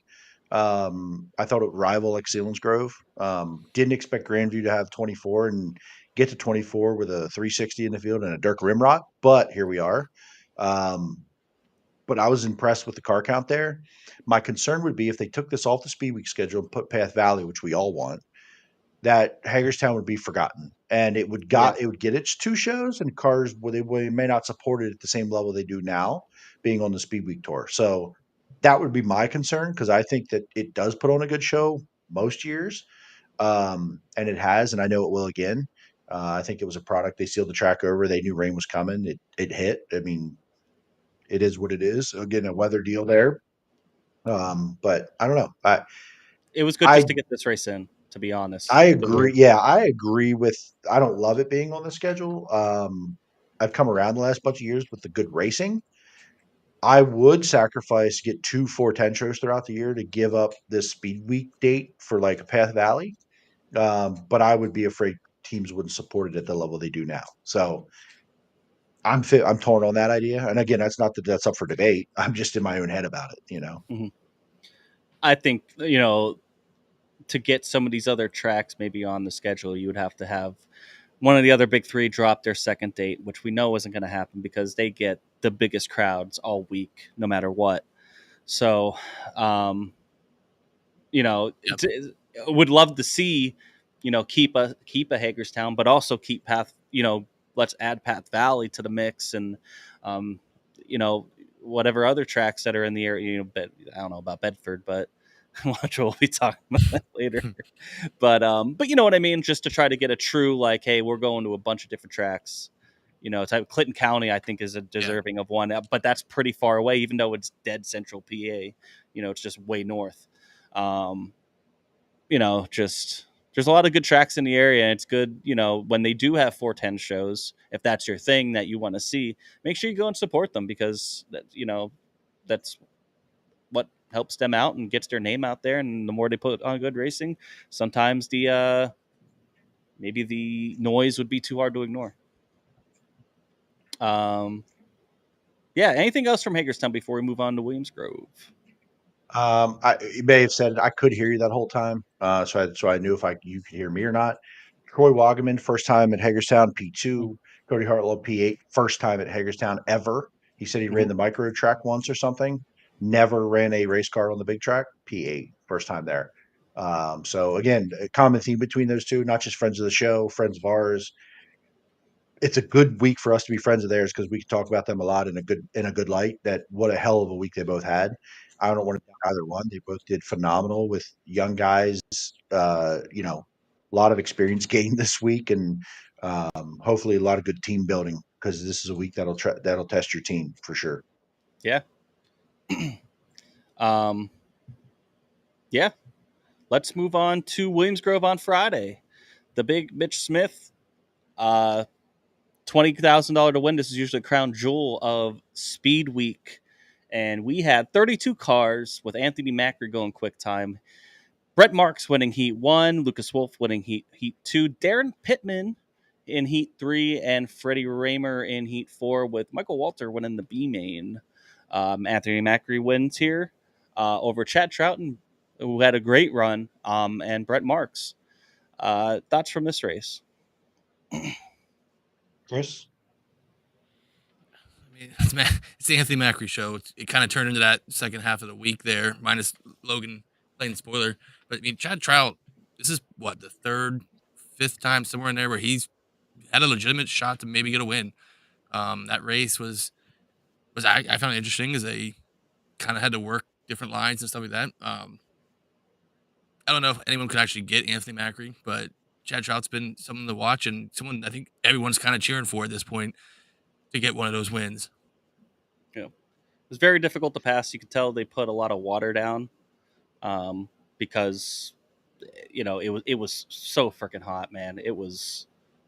Sun was blaring. It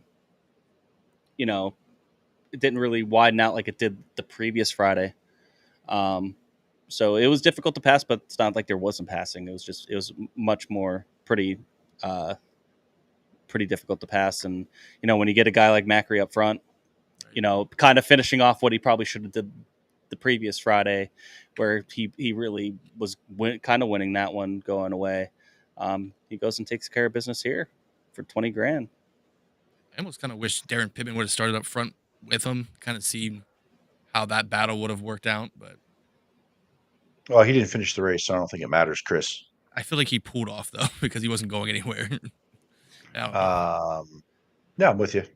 Listen, this was really fast. Those top 3 or 4 were really fast, and Brent took a couple shots at Chad Trout, and every time he did, Logan was there. Every time one of them took a shot at another one and slide, it created a run for the other car. So, you really had to get a big run and not traffic, and Anthony did his job. And what I take away here is apparently Justin Whittle and Cody Hartlow sucked. They are sucking together in our chat. They're sucking each other in the chat. I mean, I'm sorry, with each other in the chat. So, this was a fast racetrack, and the fast cars were up front, and the one that stands out to me is Chad Trout. I mean, holy hell, he's shown some speed this year. He had one taken from him earlier this year, ran out of fuel. But you're sandwiched between Anthony Macri and Brett Marks. You hold your own, and in fact, Brett threw everything at him for a while in that race, and he held his own, did his job, and I know they were absolutely thrilled to finally get a result that they've been working toward. That second felt like a win for that team. Hopefully that's a big confidence boost for them moving forward the rest of the year. So that was really cool. Freddie made some gains up there. And actually, Freddie started up front, stayed fifth. Logan Schuhart, Lance Deweese. Lance made, I think, didn't Lance pass a bunch of cars, or was that the Friday before? That was the Like Friday Friday. before. He was hard charger. Yeah, the Friday before. So This Lance had one, a hell of a was, battle like with this one, Lucas he Wolf. dropped This back one- and went forward. this one was Devin Borden. Devin Borden went from 24th to 11th. Yeah. Well, he was in 13th by off turn 4 at the start, so there's that. But Lucas Wolf and Deweese put on a hell of a battle through that feature. I was on a trailer watching through 3 and 4, and Deweese was running at Deweese 3 and 4 line, and Wolf was just above him and carried just enough momentum to squeak by him all 4 lap after lap. That was a fun battle to watch for sure. So Danny P8 there didn't need that for didn't need P8. That was one for points, right? So but again, not the worst night ever, P8, but you're looking at, hey, what's P4 look like in the points, so stuff like that. So but not again, it was heavy. Wasn't the best race. I hated they kept knocking the cushion down. It developed a little bit of a cushion, but I don't know. It just felt like it was pretty locked down. Cody said he talked to Pittman at Sheets, thought he had a tire going down. So Yeah. There I saw in the pits he was talking with some other people and he felt like he had an issue developing and he didn't want to tear up the car, so he in fact did pull in, not because he was in the back or anything. Tyler Koenig in here saying Bobby Pierce wins at Lincoln Speedway, the one in Illinois. I went to that Lincoln last year, and that place is badass. But we're talking PA Speedweek here. We ain't talking later models. Yeah, you save that for your show, bud. Okay. We're just playing.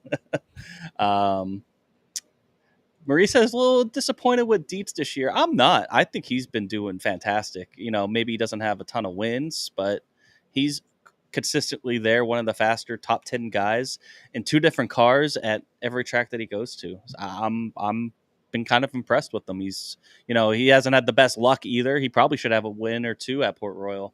The one he was leading when he blew a tire. But speaking of blowing a tire, one name you don't see here, unfortunately, on this rundown is Troy Wagaman, who was badass fast, but last lap coming to the checker, he blew a tire in a rear end, but like to the point where he couldn't even make the start, which is unfortunate because he was going to be in the redraw, most likely, and he was in the redraw. He got P2. He was in the redraw. He would have been in the redraw. Right. Yeah, he forfeited the redraw. They were going to start part. He forfeited his spot in the redraw just to start in park. They got it back together, but they still had driveline stuff going on enough to start in park. But then the engine wouldn't fire. They spun the engine too hard. Wouldn't fire. Wasn't able to come out. I've never seen anything like the damage that I saw, or that I got down at the end when they were putting it back together. I've never seen damage like that from a rear end and a tire, what that car looked like. So thankfully Troy was okay, because that could have been very, very bad for Troy. Yeah. Safety injury wise, and his equipment did the job. Glad he's okay. Glad he was, obviously a little sore his back. But some of the damage that I saw there was wild. That car is junk, absolutely junk. Yeah. So they had to bring out their backup for the rest of the weekend. So it sucks for them. He was going to be another redraw. P2 there, so that would have been another good points night probably for him. But this is part of racing. Yeah, I last night at Selinsgrove, I went over to him when he was on the podium and just wanted to congratulate him on his, not just the run that night, but his entire week, man. He was so impressive. And the first thing he said was, he's like, yeah, man, I really thought I had something Friday. Like, that was the first thing out of his mouth. It wasn't just the race he just ran or the entire, it was that Friday night. He was still pretty bummed about it. So he really probably did have a pretty good shot to compete there with Macri, and especially if he got a good redraw spot, he was definitely going to be one of the favorites to win, because he was fast all night. So Cody says, and they found the lower shaft in the parking lot. That's how far it flew. Yeah. Whittle says, I had a code brown because I was right behind Troy when it happened, and not just that Troy wasn't hurt, but like the fact that was in the parking lot, that no other driver or no other fan got hurt. Or Very Whitall, kind of, we don't need him out in the parking lot again in turn one. We don't yeah. need Justin out there again. So Yeah. Other thoughts from this race, Chris? Yeah, no, we kind of covered everything I thought of. Macri doing his thing. Yeah. We had fireworks. Love Yeah, fireworks. man.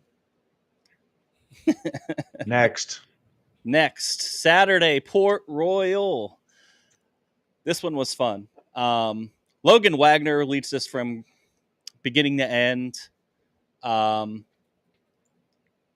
This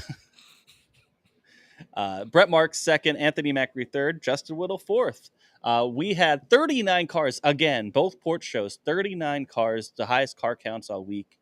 Not that surprising because Port's been killing it with car counts this year.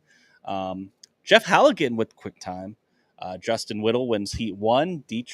Danny Dietrich wins heat 2. Logan Wagner wins heat 3, and Brett Marks won heat 4. With Blaine Heimbach winning the B main, charging all the way up to 11th. He had a hell of a run. He didn't have a great heat, and he charged up in the B main and charged all the way up to 11th. He had a really good run. But this was Logan Wagner's race, and there was a lot of boos, which Logan Wagner, I mean, for a guy that just won, is it 5 or 6 track championships, for him to get booed when he wins at the track that's basically his right now, like, pretty wild because of what happened on Wednesday night. I guess we forgot to go over this in the first night, but him and Danny had a thing, and I know Logan was mad. He said it on during his interview, and basically kind of said, "Hey, he's got one coming to him on Saturday, and hey, a little spicy, you know. We like to see it as fans." But man, he got booed to all hell when he got out of because there's a lot of Danny Dietrich fans there, and it was interesting. Is it because of the Danny thing, or do you think it's because of the 69K thing?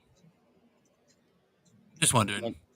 I don't know. Port Royal fans Port Royal fans are wild. They get real attached to drivers and cars. Look at Kaufman when he left and Leighton took over. I don't know. Yeah, I think there might have been a little bit of that, but I don't think they're going to be as loud as what we heard. Like, there may be people that don't cheer, but the booing, it's Danny fans. And it was a long, hot week, and they're all drunk mostly. They're all mad because they're mad. They don't know why. They just get mad. That's just what people do. They don't know why they're mad. They just do it because everyone else is mad. The guy won the race, and he kicked everyone's ass, plain and simple. It wasn't even a race. He kicked everyone.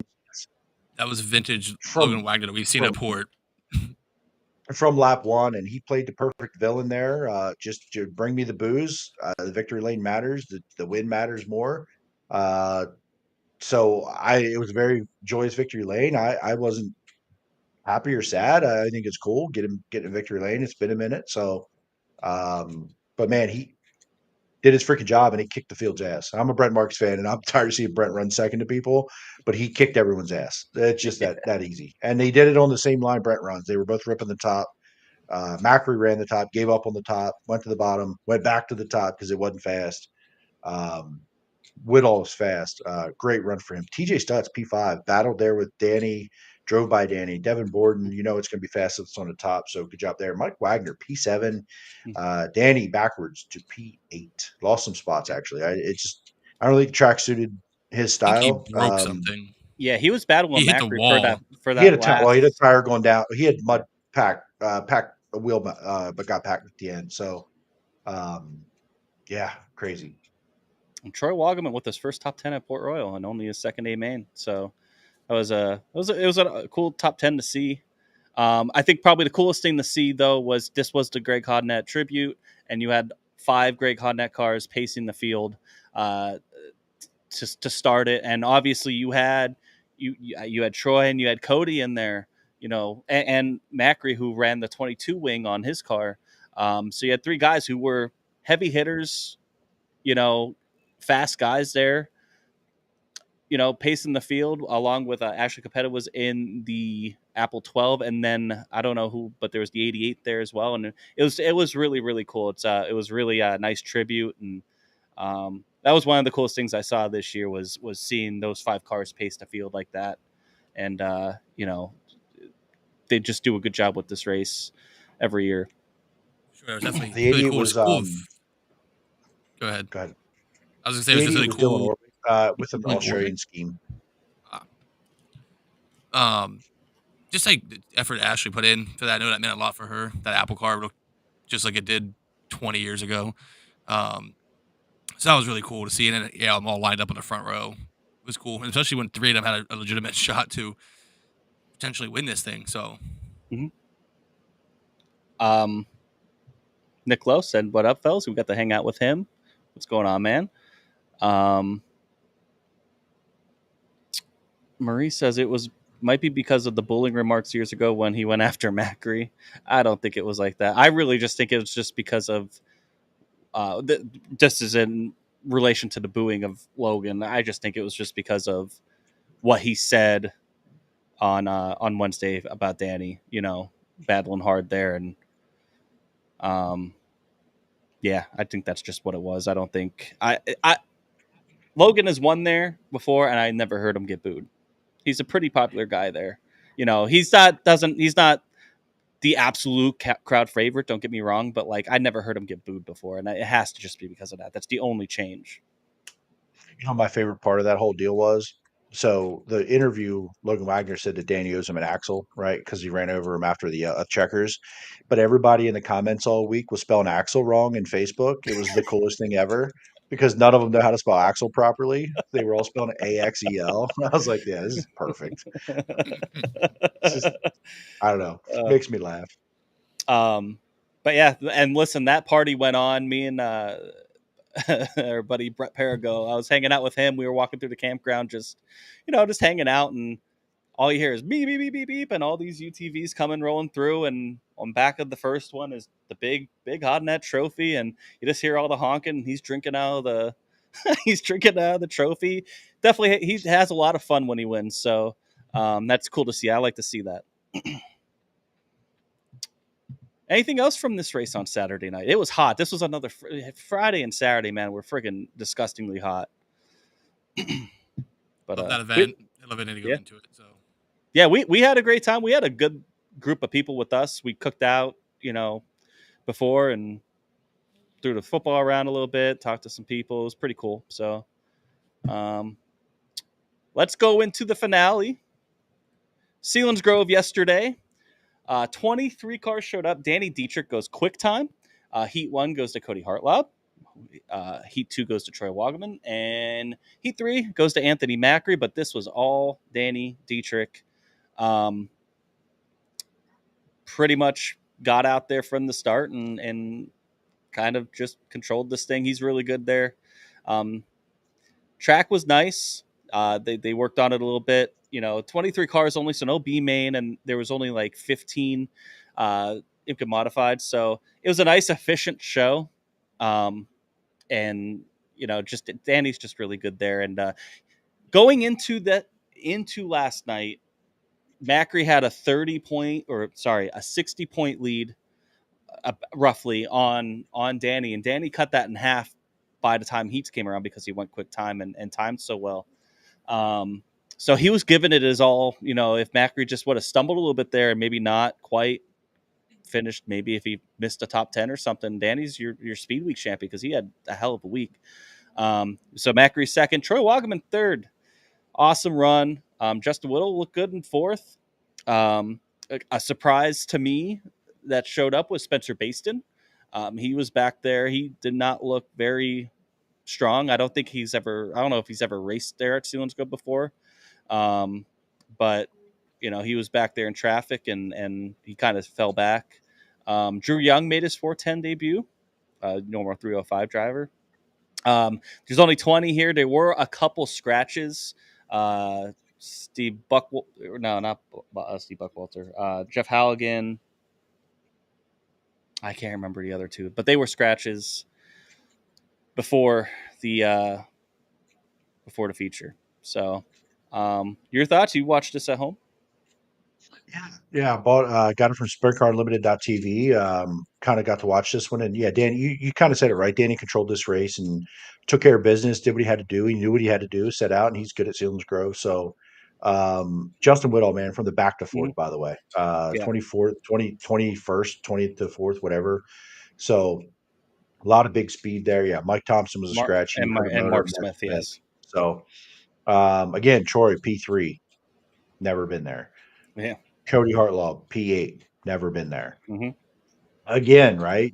Devin, we expect to be fast. Justin Whitall, Austin Bishop had a good rate. He won a race early season with a P17, so might have had some issues there. Yeah, he had to pull off.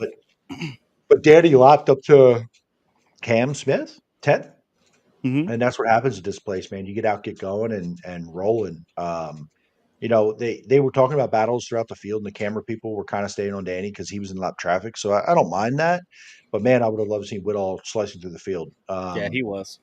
Just super fast again. So, the big half miles. He's had a good night's at Port or at Williams Grove this year. He's obviously a good night's at Port. Won a race at Port Royal not long ago. Um, cool to see there for sure. And Danny wins the battle, and Anthony wins the war. Finishes Yeah. up Speed Week, gets his second Speed Week title in a row. So good for him, and is kind of how we expected that to go. Danny put up a good fight, but a couple qualifying nights and a couple P8s kind of did him in. Even with Anthony's 21st at Lincoln, Danny had a really big qualifying night. The other night at Lincoln, actually, right? Or no, I'm sorry, Anthony wrecked at Williams Grove. Williams Grove, yeah. Danny had a really poor qualifying night at Lincoln on Monday, set him back there, and he had to be the hard charger to get to where he was. When you're battling at Anthony Macri, you got to be on it every night, and he's proven that. The year that Brent won it, Anthony was right there. The year that Larson won it, you got to be perfect. So that's what it takes in Central PA, and that's what it takes for PA Speedweek to win. Is you got to have an almost perfect week. Yeah. Yeah, see, it was getting pretty fun there last half because Macri was kind of gaining on Danny in lap traffic, but man, Danny was just slicing through lap traffic so good. And these guys were flying. I mean, there's just they lapped just about into the top 10. They were flying. And then Troy was pretty fast, but he was Just too far back. Yeah, too far back, and then there was another gap, and then it was Will coming through the field, and kind of a gaggle of cars there for back at for the rest of the top 10. Like Tyler said here, huge crowd at Selinsgrove. It was a nice night. It was so much cooler. It was still hot, but it wasn't anything like the rest of the week. Great crowd. It was really good to see. Even with just only 23 cars, this race always gets kind of less cars because it's just kind of attrition. You start getting towards the end of the week, you run nine nights in a row, possibly 8 because of the rain out. But you just Sunday, you already had a whole week. Some people are spent, like Freddie Ramers, one that you saw here, but his car got junked. Kyle Reinhardt. Some of those, I think you would have probably saw maybe 27, 28. Just some guys just didn't have the equipment left by the end of the week, and at that point, you don't want to really risk anything. But points are decided. And earlier I said an Yes. idea. If I was Selinsgrove, or if I'm looking at what I could do to make this whole week better, what if you flopped Selinsgrove and Babs? Selinsgrove moves up. You're going to get a bigger turnout for cars because it's early in the week. Babs always pulls 40 some cars. It's a smaller track. I don't think it's going to be screwing Babs over or anything like that. I just think it's a way to kind of help the whole week out because Babs is going to get their turnout. or Selinsgrove's gonna be rotate them every year, so it's not just always Selinsgrove last. Unless they really want to be last, but it's going to have a thing. It's nothing that they can even control. Like you said, it's attrition. I mean, the fans still showed out. You still had quality cars there. Yeah, if you move that date up to that first weekend, where there's some teams like say Freddie that are going to be there just because they're still potentially chasing a championship, the Speedweek championship. I don't know how viable that is. That's just something I had in my head. It would maybe help the whole week keep that average up. Maybe move the dates around. Tracks Babs, Port Royal, Williams Grove. those dates pull fans. Lincoln, they're going to get cars and fans no matter what day of the week you run them on. At least Lincoln and Port. If you want to get more creative, I don't know. It might help the whole week. Kyle Keene would have been at this race as well. He had Yes, engine he was trouble at another one. Hagerstown, so he would have been another one that would have been there as well. Yeah. Best crowd we had all year. Massive thanks to everyone who came out last night. I'll take a full field for a school night. Yeah, it was still a full field, and like I even said it before when I saw Baston pulled in. I didn't expect that. Logan Wagner was one that said he was probably going to race. They decided not to. Same with Jacob Allen and Brock Searfoss. Those are three guys that were going to come, and you kind of figured that they would go because they're going to have a 2-day outlaw show with $30,000 to win. Right after their national open, right after Williams Grove National Open. You think you would want to probably try to get a little bit of notes in a notebook because it's probably been a long. Brock's been there in the past couple of years, but I don't think Logan or Jacob have been there in a long time. So Jacob's high limit. He may not be around for that at the end of the year. So that's true, but still, Logan would be. Like Logan and they said I think Bobby Allen came out and said they had some motors they want to get refreshed and get ready for. I mean, they have some important races coming up with the Kings Royal and that as well. It'd been nice to have them there, but I don't know how much they would have learned from this that would translate to an October date. And a lot different in October for sure. But yeah, I mean, as far as the local, 23, good number.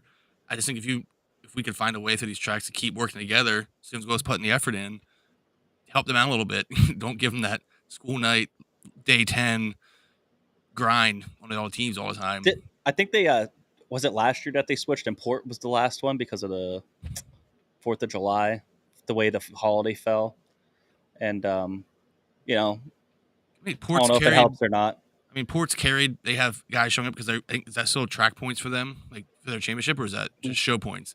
Or either way, Williams Grove doesn't have a season-long points thing, right, anymore. Yeah, they do. They have a points fund. At least I'm pretty sure they do. But you don't have a full season. You have like 6 races, I think it is. So it's a little bit different, kind of like BAPS had before. Your select guys are actually going to go for that compared to Port, where you have 30 cars every week. You're going to get easily 30 cars for a special big event. It's 10,000 to win. So just I don't know, something that people smarter than us can take to smarter people to maybe work on for the future. I mean, this is all if they want to change anything. This is true. I mean, Right. Williams Grove would have. Maybe they like it this way. Yeah. Going to talk to Alan Kreitzer if he's going to be running it involved. That's the guy we got to get a hold of. I do like Chris's idea a lot about mixing that up a little bit, and BAPS could be a good Sunday. Lincoln could be a good Sunday. It's close; people could get in and out of there as long as Lincoln could get people out of there by 11 or midnight. Grove's run on Sundays. They used to do the Billy Kimmel on Sundays. They won't leave the Friday dates. Could you imagine a Sunday afternoon race at the Grove to finish Speed Week? That'd be so dope. That'd be sick. Except it would be. Let's see if we can set a record for amount of people with heat stroke. I'm kind of scared of after opening day how bad it could be. No, and listen, the other part of this is the biggest purse in Speed Week history overall with the amount of money that was paid out. So shout out Alan Kreitzer and their whole team for that. 10 grand minimum to win every race. Yeah, we did get the 25 grand in, but that that'll be around, and most of the teams will get the opportunity to race that if they want to. But biggest purse in Speed Week history. So shout out to the whole Speed Week team for hell of a week, hell of a crowds. One of the hotter Speed Weeks continuously that I remember. I know it's hot at times during Speed Week, but day after day after day after day, whew, what a week. Shout out to these teams that stuck in there. Damn close to getting all 10 in. I mean, we were talking that first Lincoln, it was looking good for Lincoln for a while, or not as bad, and then just kind of what the hell. Yep. Wouldn't mind having Bert says, wouldn't mind having the first Sunday while everyone is still fresh, again at the mercy of the schedule, but always open to make it better for everybody. And I think that does. Take that idea and run with it, buddy. Yeah. Kind of some of these tracks have their days, Grandview, Hagerstown, they're midweek, but there's no reason why you couldn't move Sealands Grove around a little bit. Help them out a little bit. I think they ran a great show. The track ran a great show. You had a packed grandstand. They before the show they had a pretty good band playing. The guy actually came. He was in the flag stand singing to the people in in the bleachers. It was pretty cool. They were giving away Pocono tickets. They had a bunch of different giveaways. Obviously, the food, I had to go get my shrimp basket. Without a doubt, I got my peanuts. I had a great time, and they opened the infield up. I was able to sit in the infield. I love that. But yeah, it just seemed like the team there was on the ball with everything. They did a really good job, ran an efficient show. They did a little bit of track work, because it was still early enough, and it turned into a pretty good feature. It was racy. There was multiple lines. It was good. I had a blast, and it was. I think it's a good showing for them. And then, I'm excited to see what the rest of their shows. I think they have like 2 other 410 shows before the Outlaw show, the rest of this year. So definitely check it out some point this season, because it's a good time. It's a kind of a kind of like an old school track, but yeah, it's just fun. Very picturesque. Any other thoughts from last night? No, sir. So let's take a look. Final standings here. Anthony Macri wins by 29 points over Danny Dietrich. It came that close. Bert says, think August 18th and Labor Day Sunday before the Outlaws is their next 2 410 races. Troy Wagaman, P3, man. I mean, the way the podium was on Sunday was kind of how they were the 3 guys that were kind of there to beat. Devin, Cody, Justin, and Lucas Wolf. They were all there. They were all good, strong. But I mean, just consistently there all week were those 3 guys. And even, if Troy doesn't break on Friday night, I don't know if he's necessarily competing for the Speedweek title. But he's probably closer than 300 points. He's probably within the mix. So, thoughts from the point standings here. What do you guys see? Good momentum, good foundation for our guys, Troy and Cody, to build on the rest of their season. Cody and that Trone team just get together not even 3 weeks ago, and they're hitting it running. We're going into a bunch of money races with Summer Nationals coming up, and then go right into our busy season here. If you're Danny Dietrich and Anthony Macri and whatever else, time to be tuned up. And I think it's a good tune up for them to have done it for the last 10 days and get a little break here and be ready for. I mean, it's hard to say we have our money season because everybody seems like a big race around here anymore. But the whole second half, at this point, we're in the heavy competition period. Yep. Yeah. I have a lot of thoughts on this. With Macri and Danny, we expected and got what we expected, I believe. I think we got everything we expected there. Not really surprises. Troy, Devin, and Cody. I have thoughts on each. I think Troy, I don't think he put anyone on notice because I think he's been getting this all season, winning and running up front and consistency. But first Speed Week tour full, right, which Full came thing. about not that long ago, saying Hefner was like, "Hey, let's go, let's do it," right? So let's get after it. And they went out and they saw places for the first time, and they were fast every night. I don't know if they feel like they left anything on the table except Friday night, which was out of their control. Not much they could control there. And that's, there's definitely points involved there because he thought he had a chance to go and compete for the win in that race. And there's a lot of points right there, from bottom to top. So getting a national stage, national notoriety for Troy. I want to talk about Devin in a minute with some statistics. But I'll talk about Cody Hartlaub quickly. And Cody Hartlaub is also getting a lot of national attention right now. If you guys follow Chase Rodman's YouTube, Rodman Rundown, Dirt Tracker Daily, Cody's name has come up a lot. And there are statistics behind Cody's performance in this car and silencing the doubters. And to be fair, silencing the doubters, it's Cody's rookie year. He ran a few races at the end of last season in a 410. This is his rookie campaign in a 410. Rookie. Yeah. I think a lot of people already forget, the 95, he's out there, he ran card. Rookie. This is not normal. So great job, Cody. I know Cody's hard on himself, and he was already in here tonight, kind of a little self-deprecating, but listen, he doesn't have a lot of seat time in a 410 and tracks outside of Lincoln Speedway, to be honest. He's a Lincoln guy. He's ran some Grove races, but nothing to the experience of the guys that he's racing around every week. Not even close. Never saw Hagerstown. Never saw Grandview. Never saw Selinsgrove. Just a great job. His average starting position for the week was 875. Average starting spot was 875 with one DNQ at Port. And he never saw Port Royal, actually. Never saw Port Royal till this weekend. And made his first day main on Saturday night. So, average starting spot of 875. And I'm going to tell you the common theme of what my game thing is here: qualifying. Cody can time trial. He put himself in a position to get feature points and learn how to race with these fast guys. I don't care if he went backwards in some of these. I fully expect it. Mm-hmm. His average starting spot was 875. His average finish was 12.6.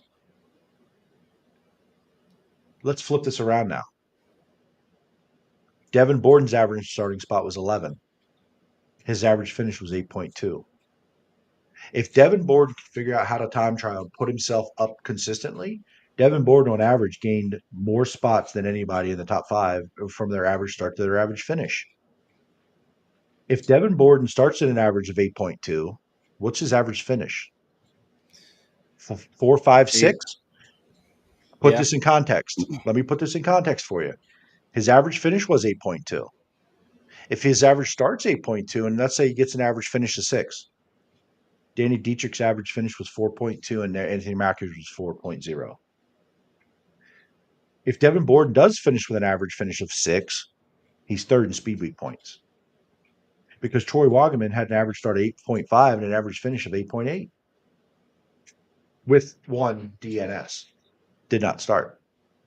So Devin Borden figures out how to time trial no matter where he draws or what track it is or what surface it is when he can do that, because Cody Hartlaw doesn't have the 410 experience in passing cars yet, right? And staying up front consistently these tracks he's never seen, but he started with an average start of 875 in his rookie year. Some guys can figure out how to do the time trial thing. And if you watch Cody time trial, it's not spectacular. He's not just ripping, knocking the wall down, out of control, crazy. He just knows how to time trial for some reason. That's going to set him up to pay off big dividends when it all comes together and he gains the experience, because we know, and we've been seeing, it's been more and more time trials, more and more time trials, more and more time trials. The entire speed week's time trials, and you get points for time trials. Just some things to think about. So my thoughts on the Devin Borden, Troy Wagaman, Cody Hartlaw 2, 3, 3, 4, 5 deal there. We all know Devin Borden can go past cars, but goddamn, go past cars from 7th so you can go win a race, not 21st to 9th, right? And I'm not knocking him for it, but you got to put yourself in the spots and you got to put the whole night together. And he's there, right? Because it's a lot harder to go from 21st to 9th every week than go from 2nd to 7th. Okay. Like, if you're going to at least be there, okay, 7th, that's fine. You didn't have a great night. You fell to 7th. You don't have a great night from 21st. Guess what? You're getting 15th. Yeah. Yep. Okay. Because of attrition, and you're good enough. You just got to get the time trials figured out. Right. And Troy Wagaman, phenomenal time trialer. Every year, every week at Lincoln. Troy, you could put Troy out at any point at Lincoln Speedway and he time trials in the top 10. Cody can do that stuff. Devin's got to put that all together. That's just the next step in his evolution, in my opinion, as a driver. As a fan watching, just looking back and watching and looking at the statistics, I thought that was super interesting. There's a lot of other stats for the week, and top 5s and top 10s and this and that and money won. I looked at average start and average finish. The only other driver that improved their average start to finish was Danny. Average start was 6, average finish was 4.2. Devin in the top 5 was the only other one that improved from where he started each night on average. So we know he can go past cars, but let's get you passing cars from a top 10 starting spot. Yeah, for sure. We know he can pass cars. Just got to put the whole night together. But still gets 4th place here. Kind of what could have been, and so what Santos says here is the fact that they are showing speed in the 23, considering Devering was turning his own wrenches for the first time all week. So we know that they went through some changes there. So they're figuring it out. We know he can race. We know he can wheel it. And maybe some of that is just trying to hit on a setup. To try to figure out time trials here. So it's a whole team effort, not just and he's learning. So And Troy and Cody, man, they're just super impressive. Just this made me real excited because you get those Selinsgrove one-off nights, you get these other Clinton County or whatever, or these one-off races, and it would be nice to see these guys go there because, man, first time that they went to some of these tracks, they look really, really good. So it just kind of helped building that base of guys that you just the central PA contenders. Not Macri and Dietrich were kind of in their a league of their own to an extent, but I mean, one or two nights where if Macri has another night where he has a flat or something, or same thing with Danny. You're talking about Troy, being in contention for the title. So that's super impressive to go to some of these tracks for the first time and just run that well, time well, run up front, battle with these guys. You know what I mean? It's put them on notice. Justin Whittle, 7th, edges out TJ Stutz by 1 point. He didn't run. Did he run Lincoln? He didn't run Lincoln, right? Either of them. 2 of them, right? Didn't run either of them. Well, wouldn't have got one in, but yeah. So, and I don't. Was he? Did he run Grandview? I'd have to go back and look. But either way, I know he didn't run all the races. So for him to be there in 7th, I think he's the only guy there that didn't run them all. Besides Logan Schuhart and Chase Dietz, down lower, there's a big gap there. But Lucas Wolf, he's has he won Speedweek 3 times or something like that? And he was always a model of consistency. And he started showing that a little bit here again. He was always flirting around the top 10. Doesn't really have the winning speed as Macri and Dietrich, but he's not far off. Not as far off as maybe a couple years ago. Whittle didn't run Grandview either. But yeah, it's that 3, 4, 5 though is really, and I'm going to throw Justin Whittle into that too. Younger guys that we were really looking to kind of help, with you guys. You got veterans like Lucas Wolf, Danny Dietrich, Macri and Marks are kind of in and out. Obviously now with, Marks on high limit, these are the guys now that are kind of, hey, you guys are we're looking at you guys to be the core of the posse. No pressure. Well, I mean, it takes time. I remember watching Macri when he started. He wrecked more cars than he finished. Like when he first started, and you could tell there was something there, but it took time to get that going. And Troy and Devin and Cody are kind of, in my opinion, I think have all that level of ability, and it just takes time to put it together. And we all know Anthony's a young guy, but he's been at it for a while now. So, we expect Danny to be, the at the top of the list. He should be at this point, right? He's not a young guy anymore. He should be out here doing these things, and really Freddie should be too. He's been around.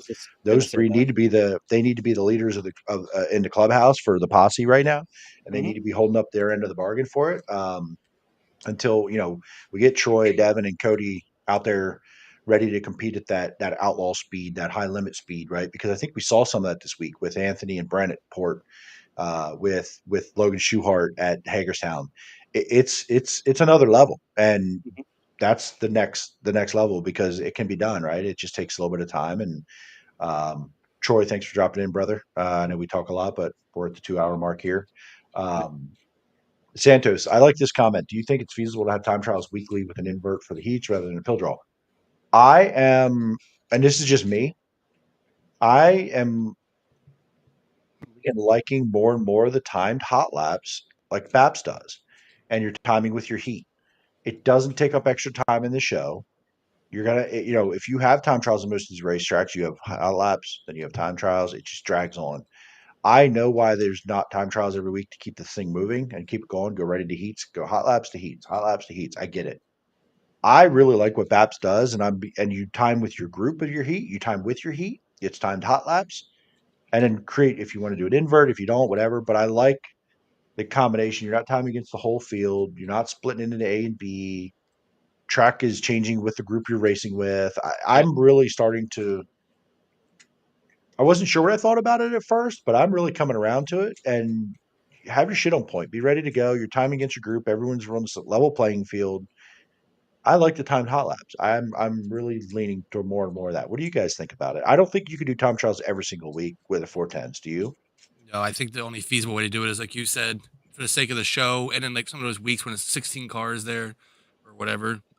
You don't want to have to time trial those like single car or something like that.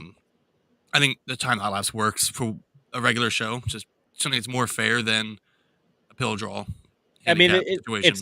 it's still kind of pill draw anyway because you're getting randomly thrown into But you're a randomly thrown group. into a group. But it's your group, right? You're thrown Yeah. into a heat. It's not lined up. The heat isn't lined up by some point thing where you end up with this weird dynamic, whatever. I understand that the timed hot laps too, though it doesn't. Handicapping gave an opportunity for lower budget starter teams to have an opportunity to be up front and have a chance to go win a race. But this isn't a participation. This is a meritocracy, and you go earn it. And I like the idea of earning it, but it's also fair from you're at least with that group, time with that group. Go figure out how to be better at it. I don't love the luck of the draw. I don't love handicapping heats and a feature. Um, I don't know. We have the technology too. You could do it every week. If you want to Without, do like you're timed saying, hot without laps an and extra then lap anytime really. handicap for the feature, maybe, just do timed hot laps and at least you're in your heat. You get a chance to be up. I don't know. But I don't love double handicapping. I don't love it 410s at Lincoln that, if you're Freddie, you start 8th in the heat and then you got to get up to start 13th in the feature, you got to get to the top 3. I don't love it.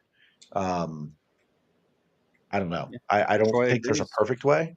Timed hot laps or time trials every week personally, but everyone has different opinions. And Yeah, you for do sure. if you do take away handicapping, those stories like we had a couple weeks ago at Williams Grove that we talked about, like Tony Jackson being up front. You don't necessarily have that. They don't get that time. You don't can't really see what they can do in clean air because of handicapping. But at the same time, I mean, you can't time trial well if you don't practice it.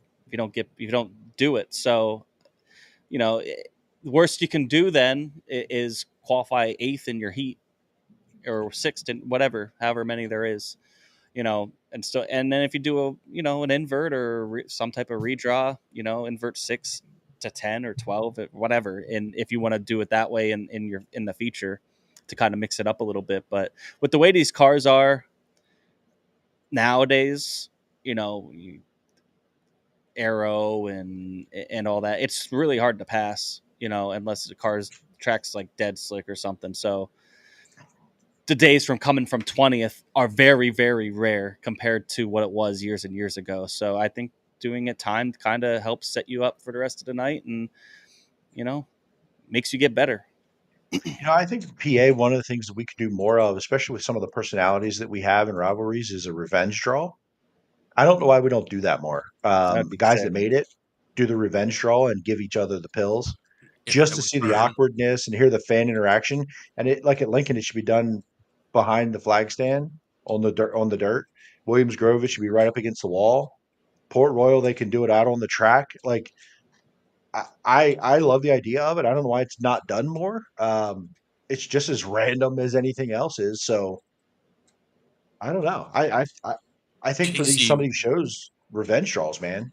JC wants to watch the world burn. I would Oh, like to see a couple of absolutely. If we're gonna revenge watch the world draws. burn, at least do it in a fun way. Like, let's do it in a fun way. Get the fans involved in it. Because if most of the guys in these draws look at the draws all week. Who was in the redraws?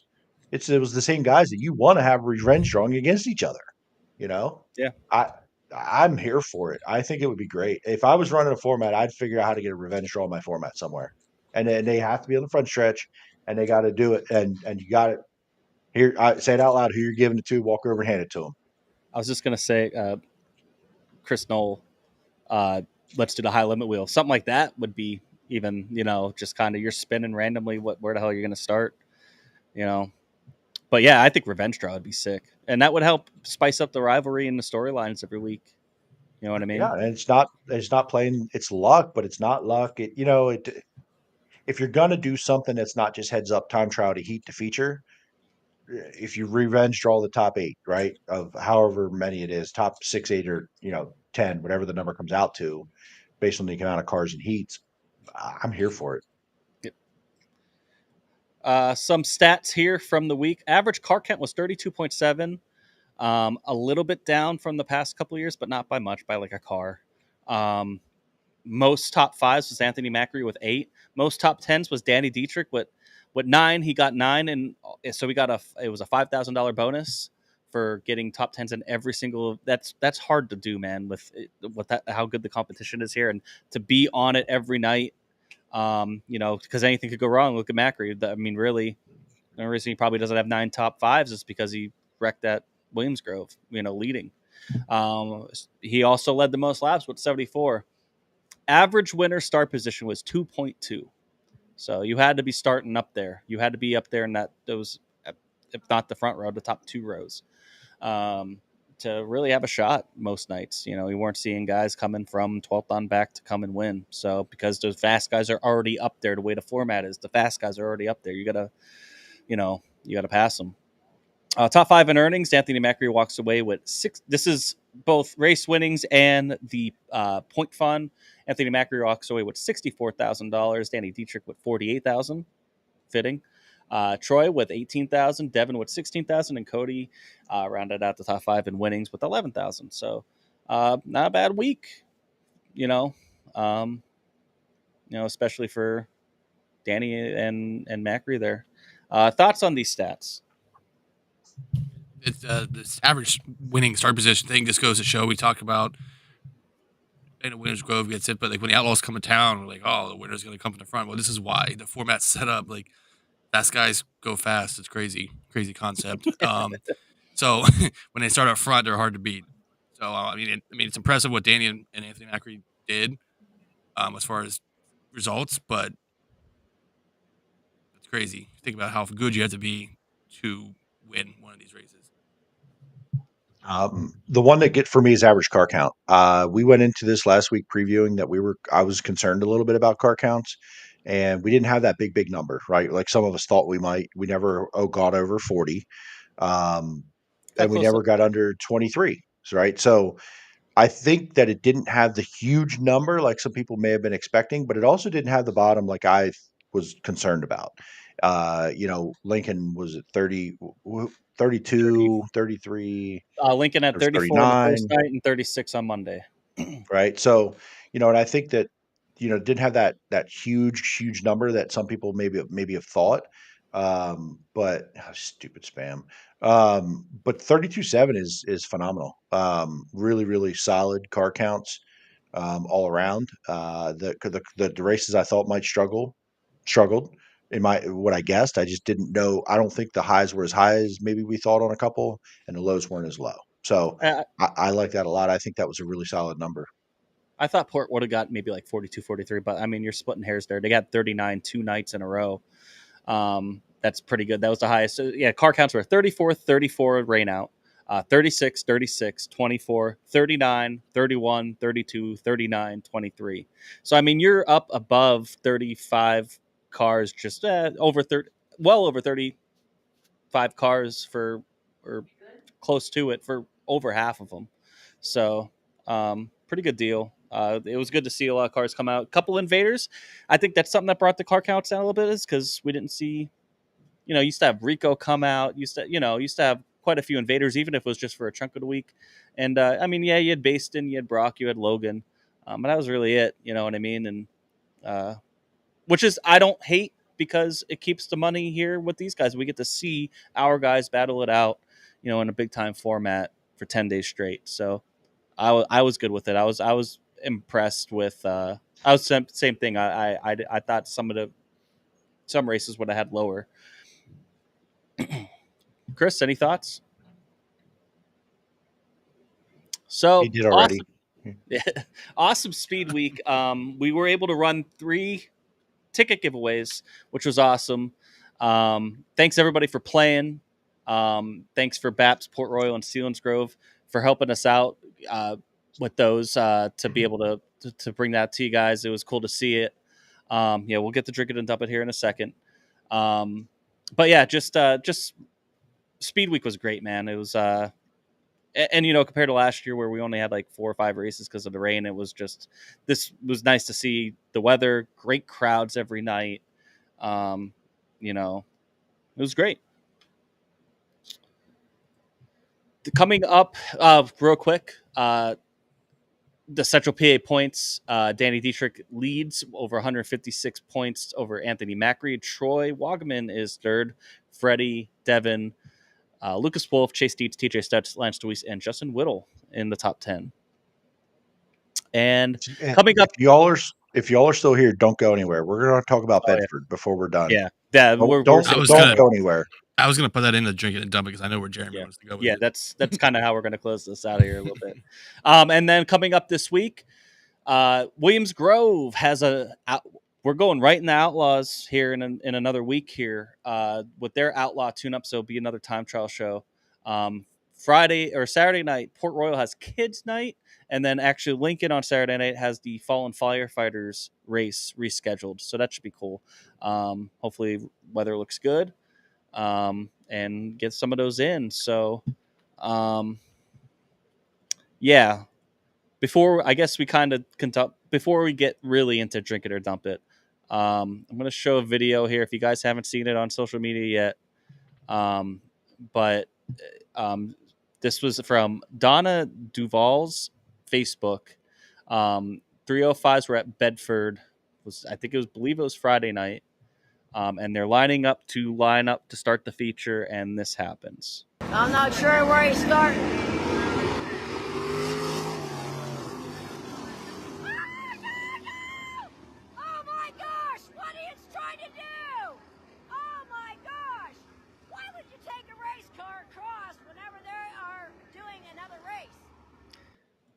That could have been really, really, really ugly. Jay-Z, I know you have thoughts, so why don't you start? So speak for all of us here. I do, and this is simply unacceptable. This cannot happen.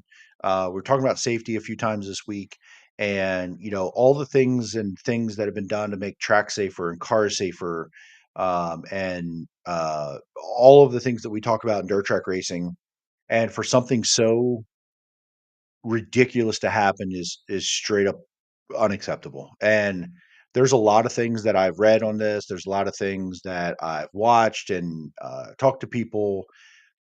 There's a lot of failures on a lot of levels here. The late model driver, I don't understand what on God's green earth he's doing. Once he was out on the track, though, I don't really judge him for what he did or didn't do. Once he was out there, it was too late. The damage was about to be done.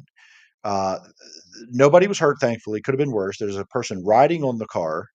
The late model driver had no helmet on, was in the infield. Look at this. This is like why? This late model driver apparently was in the infield for 20 minutes after the feature was over, finished fifth in the feature. So was not interviewed. His name's Eric Irvin, by the way. Everybody kept calling him late model driver. Nobody knew his name. His name's Eric Irvin. Is the late model driver. There's someone riding on his car. He's in his car with no helmet on, which means he has no communication to the track. If he had his helmet on when he's in a race car crossing a hot racetrack, he would have heard racetrack is clear. Sprint cars can pull around to line up behind the pace car like they've done hundreds and hundreds and hundreds of times that they hear over their one-way radio from the booth that says track is clear. Go ahead, race cars. You can all come around now to line up. He didn't hear any of that because he doesn't have a helmet on. So why does he have a helmet on crossing a racetrack that he knows there's an event? The cars are out on the track. He knows this. Why is he crossing the track? He tries to take off. I don't know. I don't understand the thinking. I'm not him. I can't understand what he's thinking. Here's where I'm at. That's enough. I'm going to talk about the driver. His dumb part's done is enough. This is the racetrack's issue. All the way around. This cannot happen. There's a post made by the racetrack, the promoter of the racetrack, basically just trying to shove the blame onto the driver. Driver did it on his own, acted on his own, acted on his own, acted on his own. They're taking no responsibility for this. And that is not acceptable. Even if you feel like you did everything right as a racetrack, this is your racetrack. You either have control or you don't. Period. I wasn't allowed to walk across Hagerstown's backstretch from one side to the other when push trucks were on the track, going 7 miles an hour in a mud hole. I had to get in the back of a pickup truck and be driven across the racetrack. How's this happen? How's this allowed to happen? Okay. I don't even want to hear any excuses for the track workers here, the track workers placed there. They're this, they're that, the other thing. This cannot happen. And the fact of the matter that the track is not willing to help out the sprint car driver and fix his race car is even worse. They offered him a left front tire. Did y'all know that? They offered him $175 for a left front tire. When the sprint car driver went to talk to the racetrack, the guy who was to talk to was too busy on the grader and said, I can talk to him in 40 minutes. He tried to avoid the race car driver, to not talk to him, to hope he would just go away. Why? You don't want to take accountability for what just happened on your racetrack, on your time? This is happening. That apparently the late model driver, from what I gathered, was in the infield filling up his radiator with water. The race had been over. There were no other late models in the infield that I'm aware of. He wasn't even interviewed. He wasn't even in the top 3. What was he doing? Why was he allowed to cross the track? And if he had his helmet on, like you should when you're leaving the racetrack, okay, I understand if you don't put your helmet on when you leave a racetrack and you're the last division and you're pulling back to your pit area when there's not a single car on the racetrack. The fact that this event was still happening, he doesn't have his helmet on to cross that racetrack. He would have heard the one-way radio saying, track is clear, track is clear. He doesn't cross the racetrack. They're 305s. They're not quiet. They don't have mufflers at Bedford, to my knowledge. They're still sprint cars. How could he not hear them throttling up? Or the guy sitting on a car, seeing them drive around the racetrack. Telling him to stop, something. So, again, I'm putting a lot of blame on the race car driver. I do. But this is your racetrack. At some point, you have to be an adult and take accountability for what happened on your racetrack. And the fact that they're willing to do nothing to help the sprint car driver, it's a 305, by the way. Why do you think he races a 305 in Race Saver? Because it's inexpensive to race. They win $400 to win a race, a sprint car race. Okay. If the repairs on that car were $6,000, do I expect necessarily a racetrack to pay $6,000? No. But would they offer $175, guys? Do we really think that's fair? No. The fact that you offer anything, the fact that you offered $175 is an absolute slap in the face of that race car driver who assumes risk every time he goes on that racetrack from himself and other race cars, not race cars that aren't racing, that aren't even involved or in the same division. He absolutely would own it if he's been junked plenty this year. 305s wreck all the time. They're going to go fix up their race car. It's part of the deal. It is not part of the deal to be wrecked by a race car who's not in your division, who's not supposed to be on the track, who doesn't need to be there.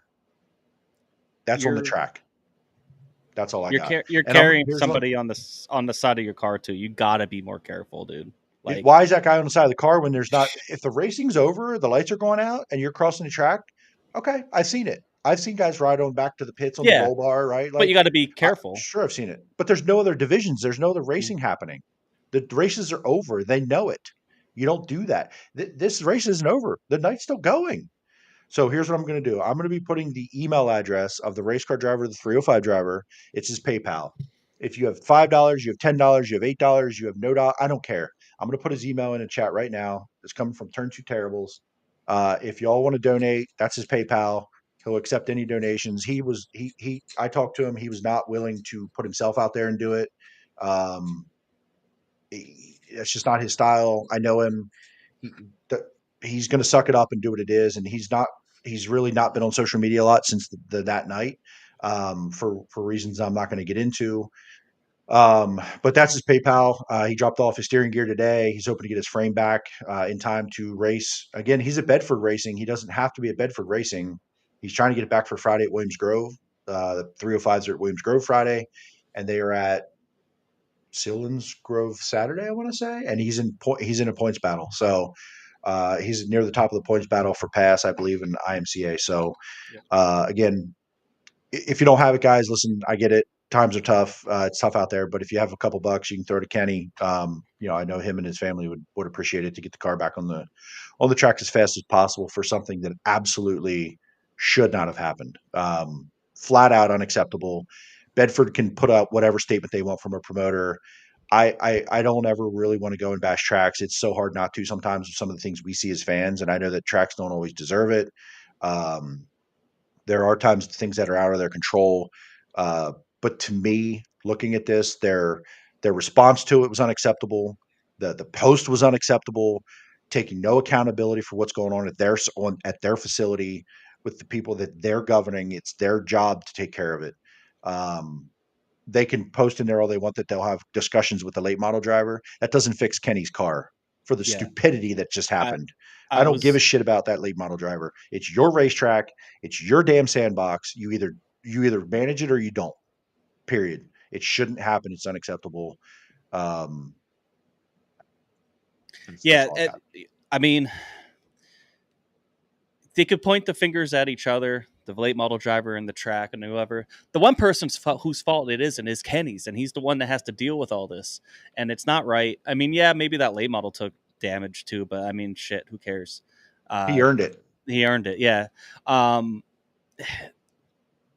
I am silver lining watching that video. I am glad that we're only talking about bent up race car parts and not somebody seriously hurt. That guy could have Agreed. that. I mean, God forbid that was a 410. I mean, the 305s are still ripping around there. Don't get me wrong, but Jesus, like, I still don't understand. I know late models, you can't really look out the right side as well, I guess, but I mean, Doesn't you should matter. still be able to see the five cars that just passed in front of you. You And don't have your maybe damn helmet on. You can hear him.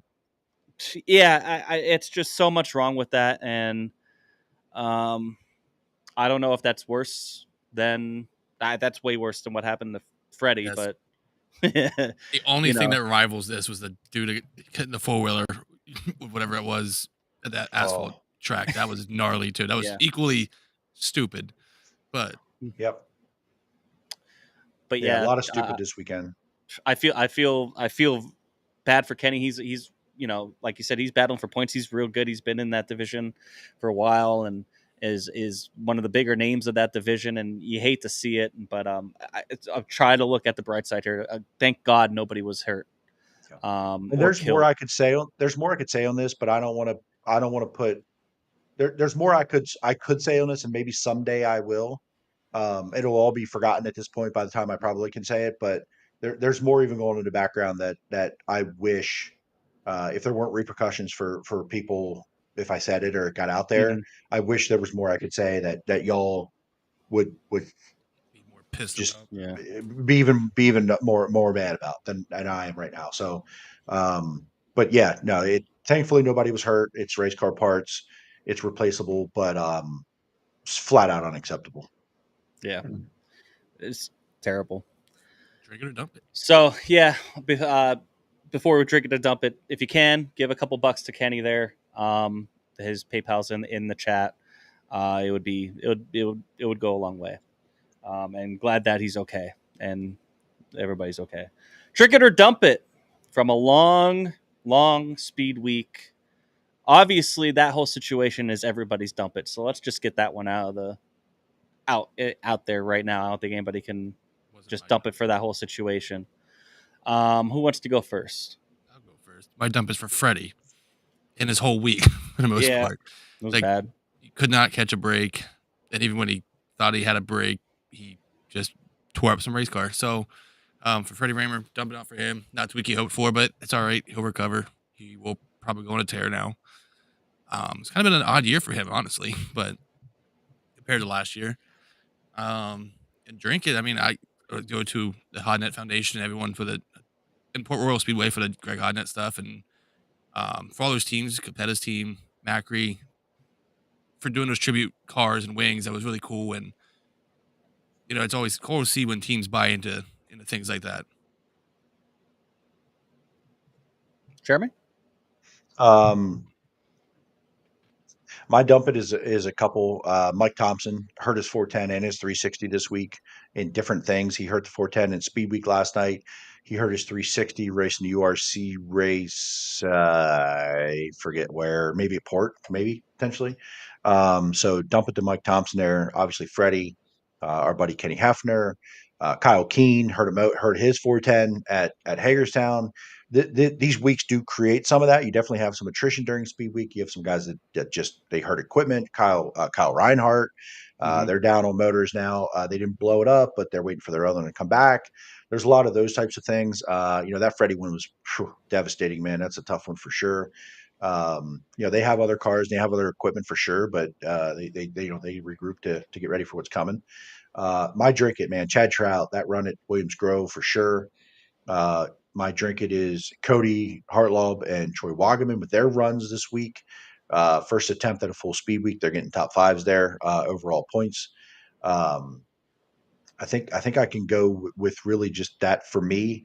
There's a lot of other obviously bright notes to the week, but yeah, that would do it for me. Yeah, I'm gonna go. My dump it. It's gonna be Freddie. Just that whole situation, bad week, just awful. And my drink it, obviously Troy and Cody, just running their first full speed week, really impressive. But I'm going to give a shout out to Justin Whittle. Looked really, really strong everywhere. He's been looking really strong. Got a win at Port a couple weeks ago when USAC was there. And some of the hard wrecks that he had, what everything they had at the end of last year and everything. It's just awesome to see him bounce back and be stronger than ever. So I'm going to give a special shout out to him. But yeah, just it was an awesome and just drink it for an awesome speed week. It was fantastic, and track conditions weren't always great. It was hot, but man, it always was a show. Let's get to some fan ones here. Marie says, "Dump it for Freddie." Yes, for sure. Christopher Knoll, Chad Trout in the second place finish at Williams Grove last Friday night, and thank you again, JZ. Dump it for SVG because of crashing in the Cup race. Brad Weatherby, drink it to the for the top 5. Dump it to Lincoln and Freddie. Yeah, that's a good dump it. Lincoln deal. Oh, I want to give a drink it to Billy too. Billy had a really good, impressive week before he broke. He was looking some really good cars all week, man. Like really good. That car looked really under him. I watch we watch his YouTube, and it feels like he gets the car the way he wants to feel. He can go past cars. So hopefully they're on the right track. They've had a tough season, so hopefully they're on the right track to some good finishes. Brett Chu, drink it to awesome one hell of a speed week, one hell of a battle. Also drink it to the Mason-Dixon 270s, getting 61 micros at Lincoln after the class not being there for 20 plus years. That sounds like a dump it at the same time. Drink at the Chad Trout's podium. That's wild. That's awesome for the 270s. That's awesome for that division. Brett Chu and their whole deal at Mason-Dixon 270s, man, they do a great job. Yeah. I remember looking on social media, and they're like, "Oh, they're kicking everybody out of the infield and parking everybody." I'm like, they have that many cars between all those divisions, so good for them. Mandy says, "Drink it to Chad Trout and TJ Stutz having some good races." TJ Stutz definitely won too. Yeah, he's been awesome this year.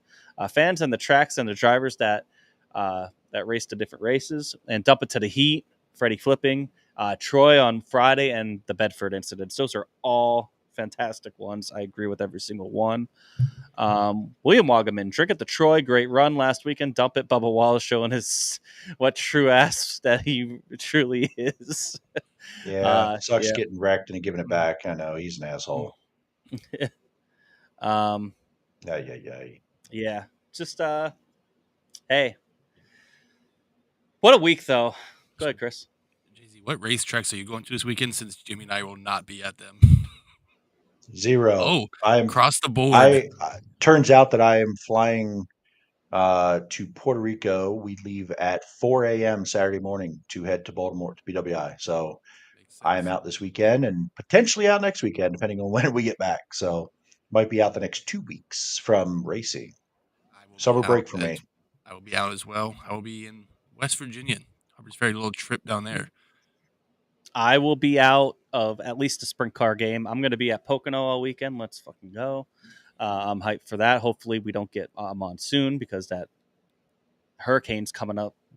It looks like it might clip us maybe Thursday, whatever. But Hoping for a good weekend there. So that being said, as you could hear, we won't have a show next Monday. We will be out next Monday, and we'll be hopefully back the week after, which will be right after Summer Nationals. Maybe we'll try to do something around Summer Nationals, but keep a Summer Nationals. Right? no. The weekend, next weekend, not this upcoming weekend. Next weekend is Summer Nationals. No. Yes, No. it is. We fought about Yeah, this this every weekend time. King's Royal, and then yes. Okay, you're right. My bad. This is how we keep getting messed up and how I'm not Yeah. with you at Pocono. Yeah. We got a couple more Drink It and Dump It's. Drink It Adam Edkin first race out in Super Sportsman the past Saturday for the Firecracker 40. Won the non-qualifiers dash for cash. Got $250 from Chad Baker Plumbing.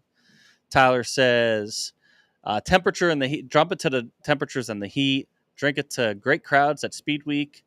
Doug Manmiller winning at Grandview, plus seeing the Apple 12 back on track. Drink it all to crews and the drivers. Very long week. Yeah. So yeah, I'm hyped for. Keep an eye on our socials. We'll try to keep you guys updated. But we will be out for another week, and then we'll be back right before Summer Nationals. My bad. I guess we'll kind of recap Kings Royal and then preview Summer Nationals. So we'll see. Hopefully And we all know what Baps- happened. I mean, Baps. No promises. It'll be Baps. Baps Outlaw Show too that week coming up. So we will see you guys in 2 weeks. Thanks everybody for tuning in. If you're a new follower and just watching us, thank you so much. We did gain some ground here with doing some of these contests. People like free tickets. Who would have thought? So it was really cool to see a lot of new people, meet some new people. And it was great. It's been awesome. And we appreciate talking to you guys every week. And we'll be seeing you guys in 2 weeks.